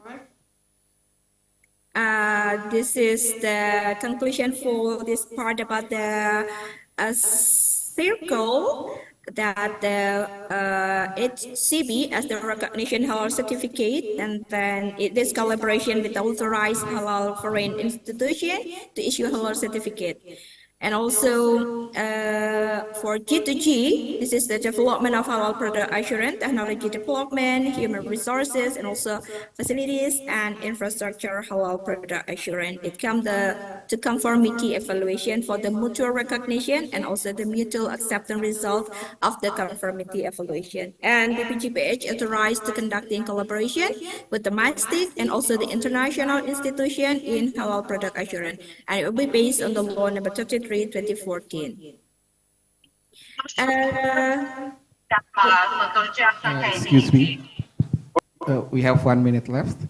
Yep. Okay. Thank you. This is about the foreign halal certificates and registration. This is a very technical. So I just want to highlight this about the foreign certificate. We do the registration, and then we do the process until come to the certification. And this is the law. We can skip this one. And this is about the mutual recognition assessment for the halal certificate. MRA halal certificate refers to the mutual acceptance and recognition of halal certification by state halal certification agency, including both government and non-government institutions. The MRA for halal certificate signed between the halal certification body aims to ensure that halal products do not need to be recertified when they arrive in the export destination country. This is very important, ladies and gentlemen, because we need the MRI, a lot of the MRI, to have a very good partnership with other country. And also, if there is no any halal certification body in the local country, business actor must carry out halal certification by Indonesia law and regulation. And those are the list of the halal certification body all over the world that already got the MRI with the BPGPH. We have 36 HCB all around the world. And this is a very good information, since we will have a very good partnership. Thank you.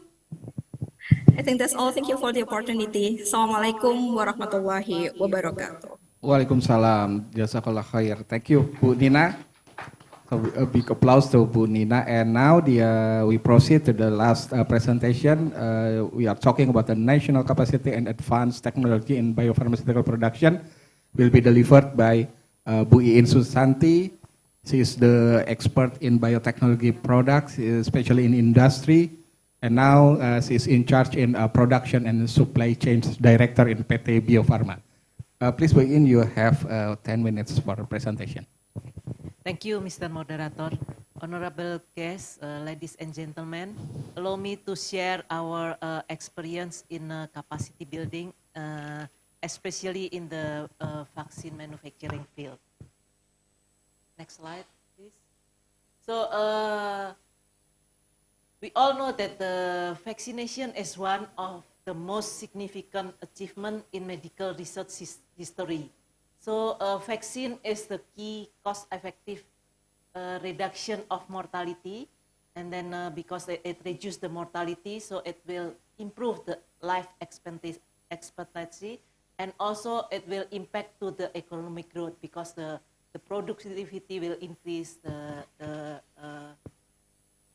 human resource health is better. And if you see in the right table, this is the data is quite old, but this is you can see clearly here. Because after we introduce the vaccines, most of the cases will reduce significantly, and also it also reduce the level of death.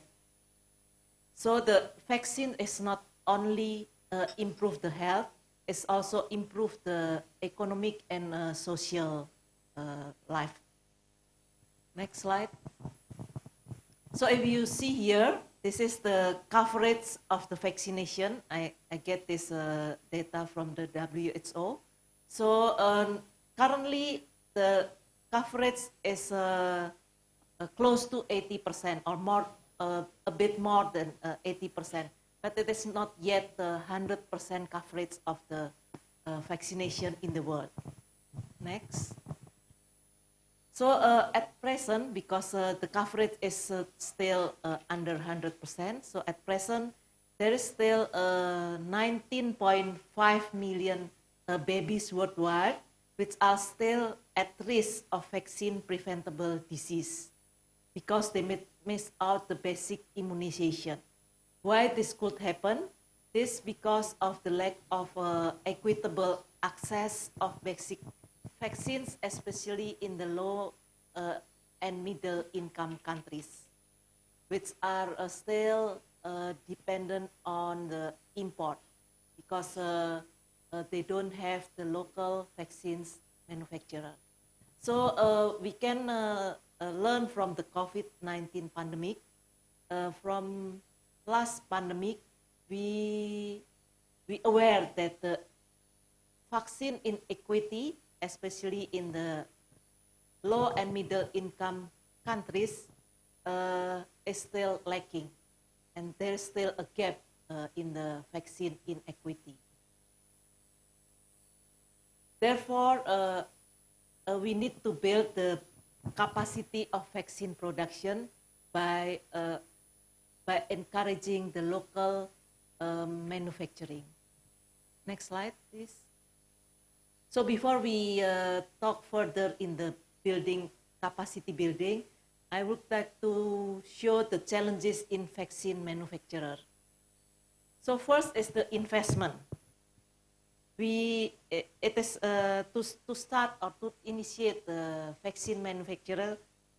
Of course, we need the very huge investment. The investment to build a vaccine manufacturer is in the range of around 50 to 500 million US dollar per antigen.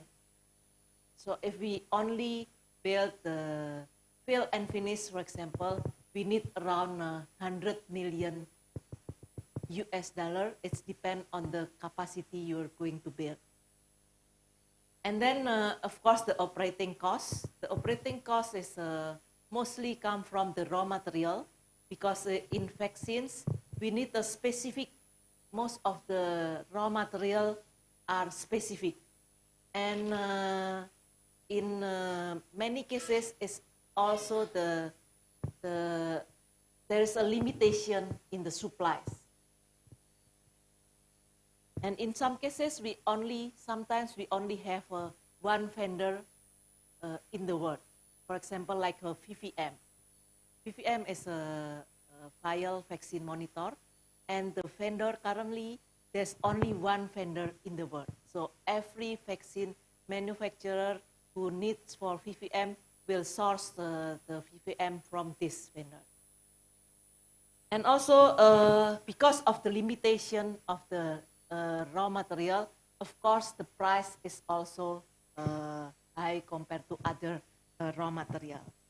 The second one is with regard to the human capital, because we need the skilled personnel who can not only in the production but also in the clinical trial, in the QC, and also in the R&D. The third one is the overhead utilities. To run the production, of course, we need the electricity, we need water, we need also the good HVAC, for example, and it's all included in the operating costs. And then the third one is the duration to build up or to establish the facility. If you build the end-to-end facility, it's mean from a drug substance to drug product, it can the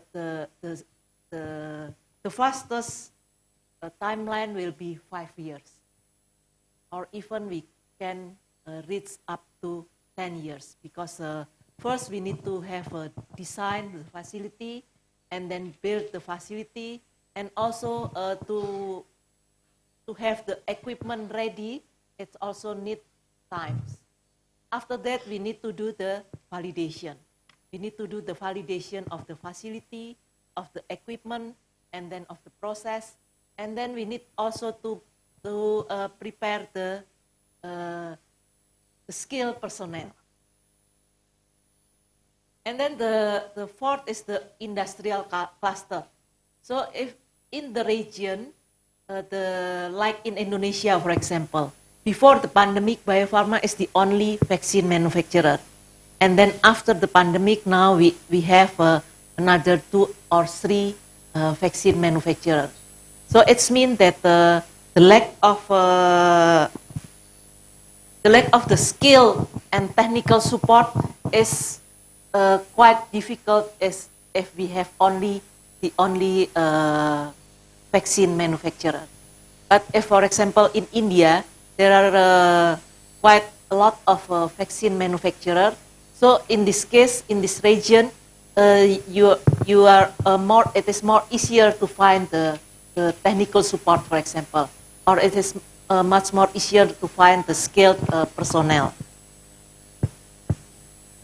And then the next is pricing and competition. Of course, if you are the newcomer, compared to the old manufacturer who is already established before, of course your cost of goods sold will be higher.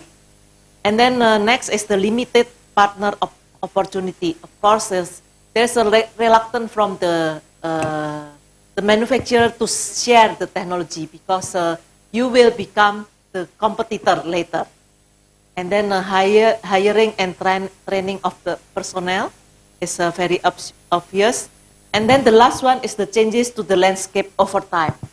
This happened with the COVID vaccine. When we come into the capability to produce the vaccines, then the demand is no more available. Next slide, please. And then if we talk about the building capacity in the vaccine manufacturer, first is, of course, is the workforce development. And the second one is the technology transfer. So this technology transfer can speed up the process of the capacity building. And then if we learn again from the COVID, in order to increase the equity in vaccine access, we need to build the global capacity, not only a regional or each country capacity, but it's a global capacity. So we can speed up through the expansion of research and development. So I expect that this kind of event is also a part of this expansion in the research and development. And also we can encourage the flexible contract manufacturing and also flexible vaccine production. And also, last but not least, is to reduce the timelines associated with regulatory requirement. Because this regulatory requirement to comply with, we need also sometimes. And the last one is the government support. So the local manufacturer is not always the most cost-effective one in vaccines. So this is more to the building capacity to have the health resiliences in this for the country itself. Next. So this is with regard to the advanced technology in vaccine manufacturing. This is the existing vaccine platform. I believe most of us already familiar with this platform. We use live attenuated, inactivated, toxoid, subunit protein, recombinant protein, polysaccharide conjugate. And then next slide.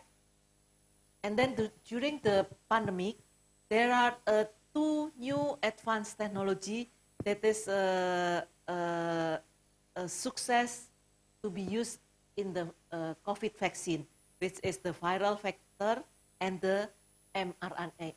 So this new technology or advanced technology is it will become our future technology to produce the vaccines. I think this is my last slide. Next slide. Okay. So these are some sharing that I could share today. Thank you, Bu Iin. Big applause to the speakers. So, brothers and sisters, it's very interesting. We have the regulatory aspects and also we have the industrial aspects.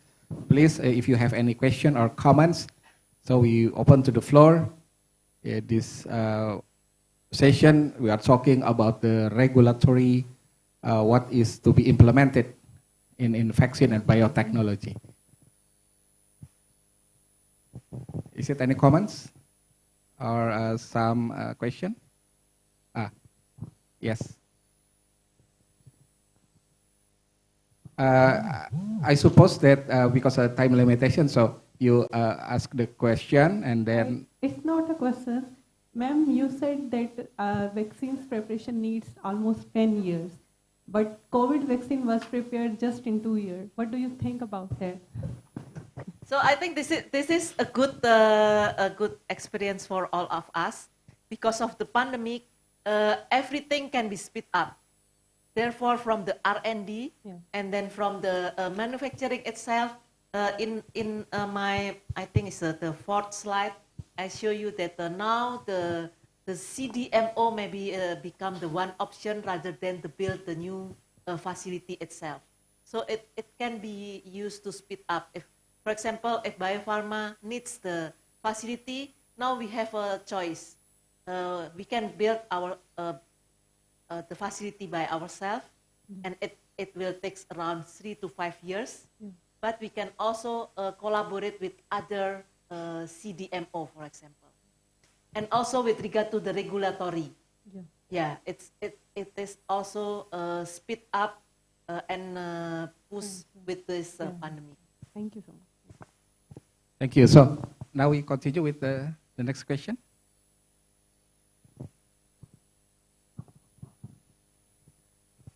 Okay, Assalamualaikum. Okay, actually I have one question regarding the FDA. We have mentioned all regarding the regulation about the biological product STC. But I just wonder, how about the living modified organism? Is there any something that take into account, because I know that when we call about the, for example, live attenuated vaccine, that one is the most common way they do for the virus to be attenuated. But now we have so many advanced or recent technology regarding the vaccine development. For example, we have the CRISPR vaccine, to fasten, for the conventional way to do the live attenuated. So in that case, okay, if you deal with the live attenuated vaccine, especially the modified one, so we do not know, because especially for the virus, is what we call, it's easily to revert to the virulent and then change the nucleotide, right? So how, the regulation going about that one? Is there any add or something that to do from the research part until the products come into the commercialization? Thank you. Please, Bahari, because this is a question about the regulatory aspects. Yep. So for the general principle that Indonesia FDA received the evidence of the safety and efficacy data. So when you develop from the first stage, I think comes to the industry what kind of data that can be submitted to the regulatory. So we just see only from the quality, safety, and efficacy data. Thank you. We hope this answered the question. Because for the information now, the Indonesian FDA also have recognized by WHO with the high maturity level, and the vaccine produced by Indonesia from Bio Farma is also recognized by WHO with a WHO PQ. So I think it's very important to discuss about the regulatory aspects. Is it answer the question?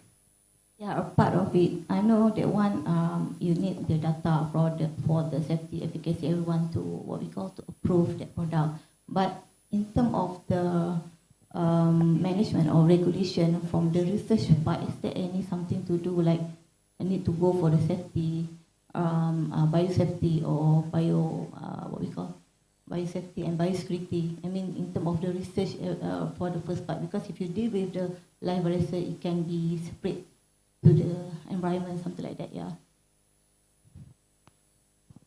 I think, yes, we have a guideline also. Maybe in the practice way, I think Bio Farma can also explain maybe what kind of guideline. But of course, we have a guideline for that. Thank you.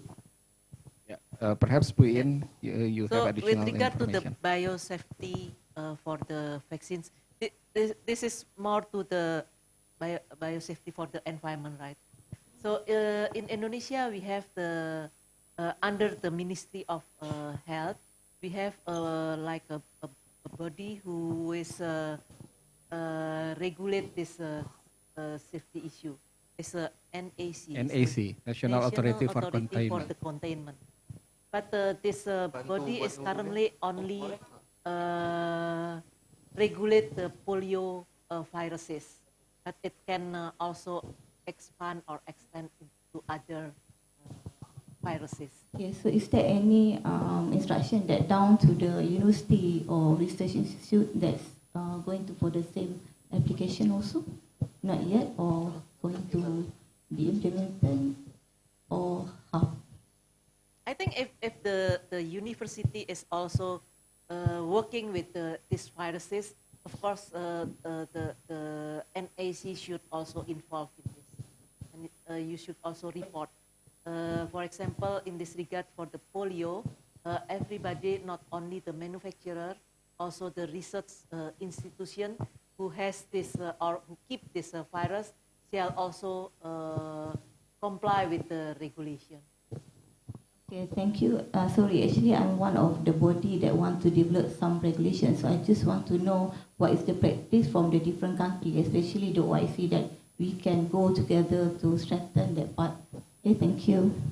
Thank you. That's one suggestion. We know that we need to harmonize these points.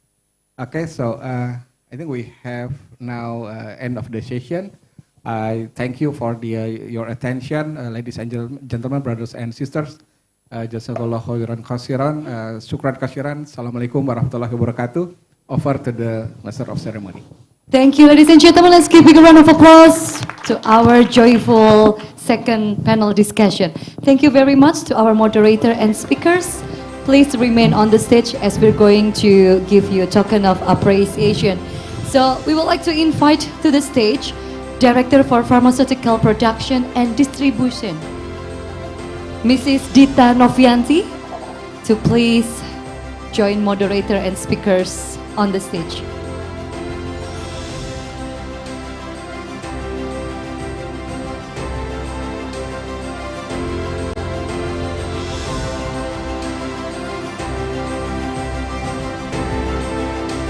For the first, will be given to Mrs. Iin Susanti. Thank you for sharing with us. The second one will be given to our speaker, Mr. Hari Wahyu Tristanto Wibowo. And also to our moderator, Mr. Rahman Rustam. Now please take photo together, 4 of you, and give your best smile to the camera. 1, 2, 3. Bigger smile, please. In 1, 2, and 3. One more time, ladies and gentlemen, let's give a big hand to our moderator and also speakers. And also thank you to Mrs. Nina Sutrisno for also joining us. Now you may return to your seat.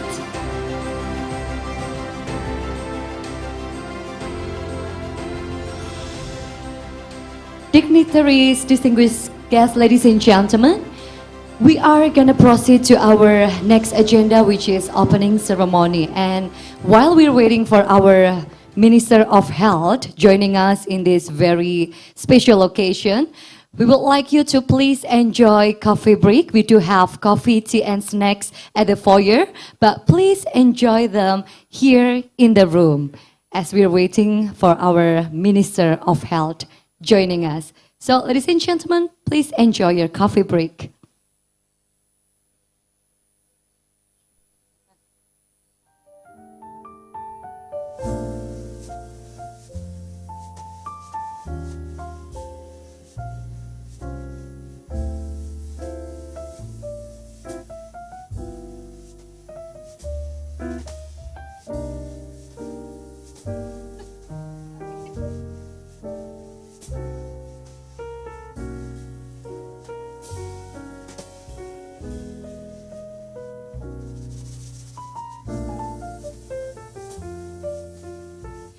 Once again, ladies and gentlemen, we would like to kindly remind you to please bring your coffee, tea, and snacks to the room back again. Thank you.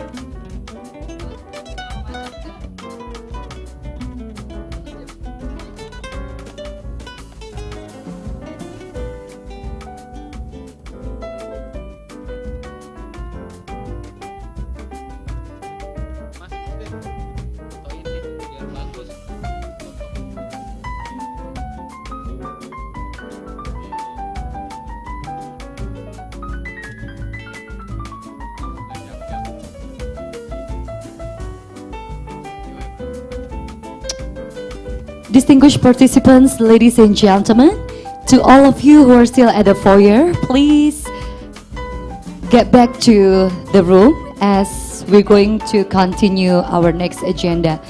Minister of Health of the Republic of Indonesia will soon join us. Thank you.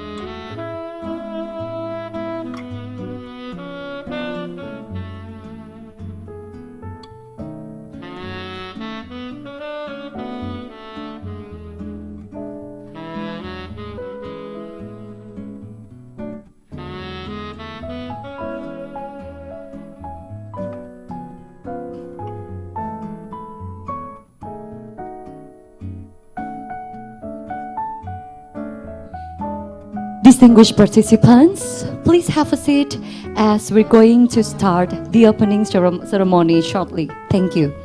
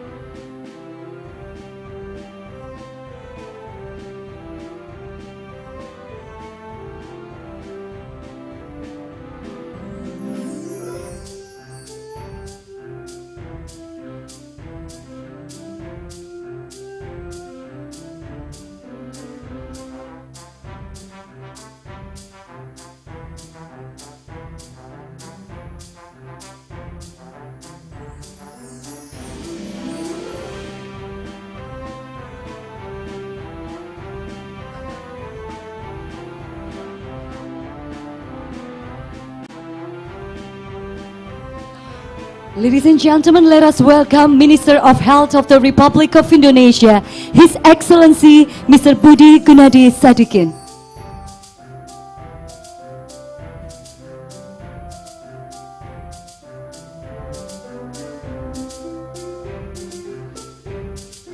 Assalamualaikum warahmatullahi wabarakatuh. May peace be upon us all.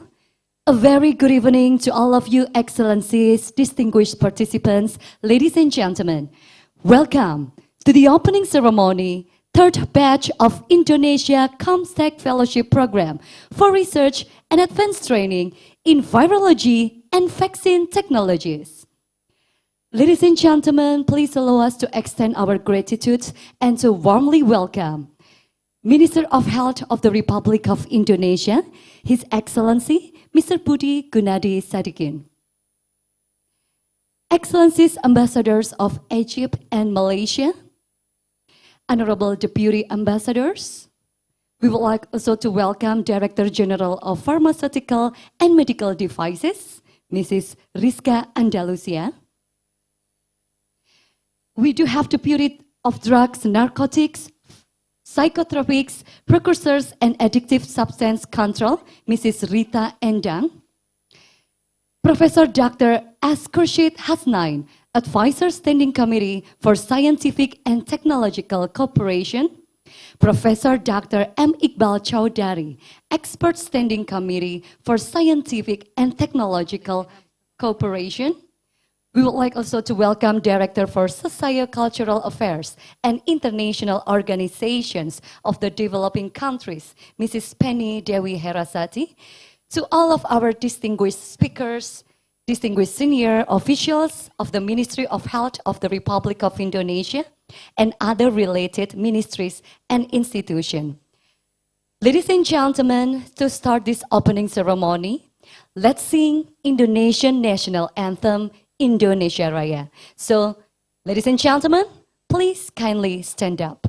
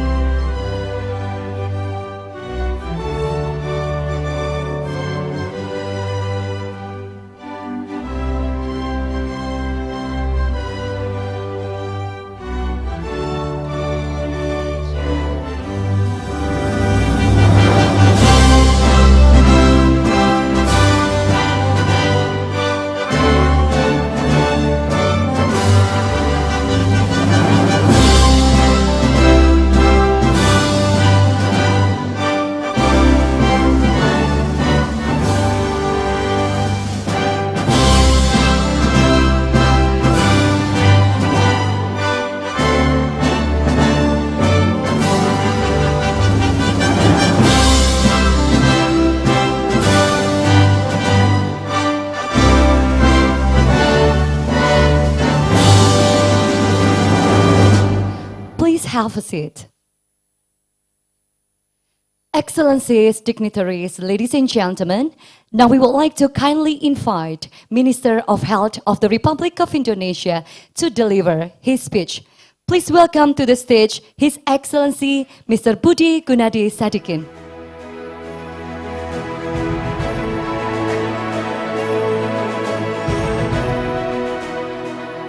Your Excellency, ladies and gentlemen, good evening. First, I would like to apologize because myself and Ibu Rizka is stuck at the event of the anniversary of the Indonesian police force. And because the police control the police line, we cannot get out of the event until the president leaves the police line and open it up for us to leave. So my deepest apology, you have to wait for 1 hour. So ladies and gentlemen, Indonesia had a bad experience during COVID, that we don't have the vaccine available for us. We do have the money, but we don't have the access.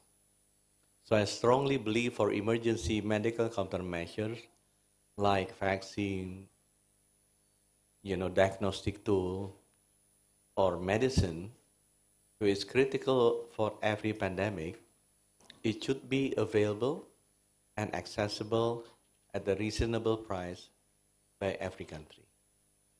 Because it's not only scientifically wrong that you presume that you can fix a global pandemic by only fixing your country, but also it's ethically wrong. So that's why I strongly support Ibu Rizka initiative to have this vaccine cooperations among Islamic countries. Because we have many northern countries that have the capability to do research and development for vaccine productions, also have the manufacturing capabilities for them. I think we need to redistribute the risk. As a banker for 30 years, I believe that you never put your egg in one basket. You have to develop the research and development capabilities and also manufacturing capabilities at the southern countries, in the southern part of Africa, the southern part of America, southern part of East Asia, and southern part of the Middle East. I think if we have several centers of excellence to do research and development and manufacturing of vaccine with all technology, whatever technology it is, virus-based, recombinant protein-based, or factor-based, or mRNA-based, or whatever the future technology, then it will make a safer world for us and equitable access to close to 8 billion people across the world. So again, I would like to congratulate you all for this initiative, and I do hope that when the next pandemic happens, each of every people on this planet, whoever he is, whatever religion he is, and wherever he stays, he can have access to the vaccine that is needed to save his life. Thank you. Thank you, Mr. Minister. Please remain on the stage as we're proceeding to the opening ceremony procession. So we would like to invite to the stage to Mrs. Lucia Rizka Andalusia, along with Mrs. Penny Dewi Herasati.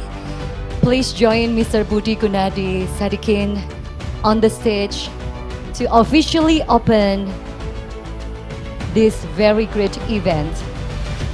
Now, Mr. Budi, Mr. Rizka, and Mr. Penny, you may place your hand to the screen and we're gonna count down together. Are you ready, Bapak dan Ibu? Ladies and gentlemen, let's count down from 3, 2, and 1.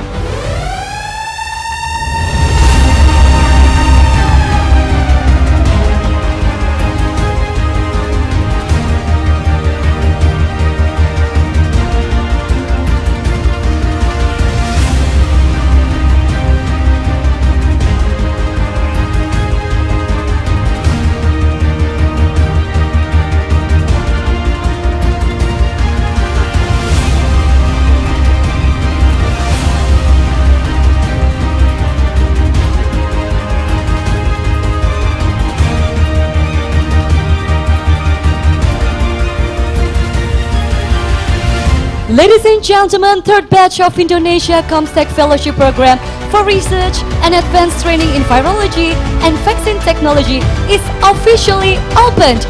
One more time, let's have big round of applause for this great fellowship program. And now we're going to continue to the photo session, and we would like to invite all of the fellow participants to please stand up and join us to the stage. Also, we would like to invite ambassadors to join us to take photo to the Embassy of Egypt, His Excellency Mr. Yasser El-Shami, Ambassador of Iran, Mr. Mohammed Borojderdi, the Ambassador of Malaysia, His Excellency Dato' Sheikh Muhammad Hasrin Tengku Hussein, along with Mrs. Rita Endang, and the Honorable Deputy Ambassadors. Please join for the photo session. Professor Unang Supratman, we would like also to invite you to please have photo. Also Mr. Soleh Ayubi and the 12 Fellowship Program participants. Ladies and gentlemen, please give your best smile to the camera. In 1, 2, and 3. Okay. One more time, ladies and gentlemen. Bigger smile, please. 1, 2, and 3. Let's give big round of applause, ladies and gentlemen. Thank you very much. You may return to your seats. Once again, ladies and gentlemen, third batch of Indonesia Comsec Fellowship Program for Research and Advanced Training in Virology and Vaccine Technologies is officially opened. We believe this initiative will enhance knowledge and capacity of our researchers and achieve betterment of our generations. We would like to thank to Mr. Budi Gunadi Sadikin for joining us in this very special moment. Thank you, Mr. Minister. And by this opening ceremony, ladies and gentlemen, here's the end of the ceremony. We would like to thanks to each and every one of you for your tremendous participation and tremendous energy. Thank you very much. I'm Riri Sulistiawati, would like to say goodbye to all of you. Enjoy Jakarta, Indonesia. Wassalamualaikum warahmatullahi wabarakatuh. And here is the flashback video. Please enjoy.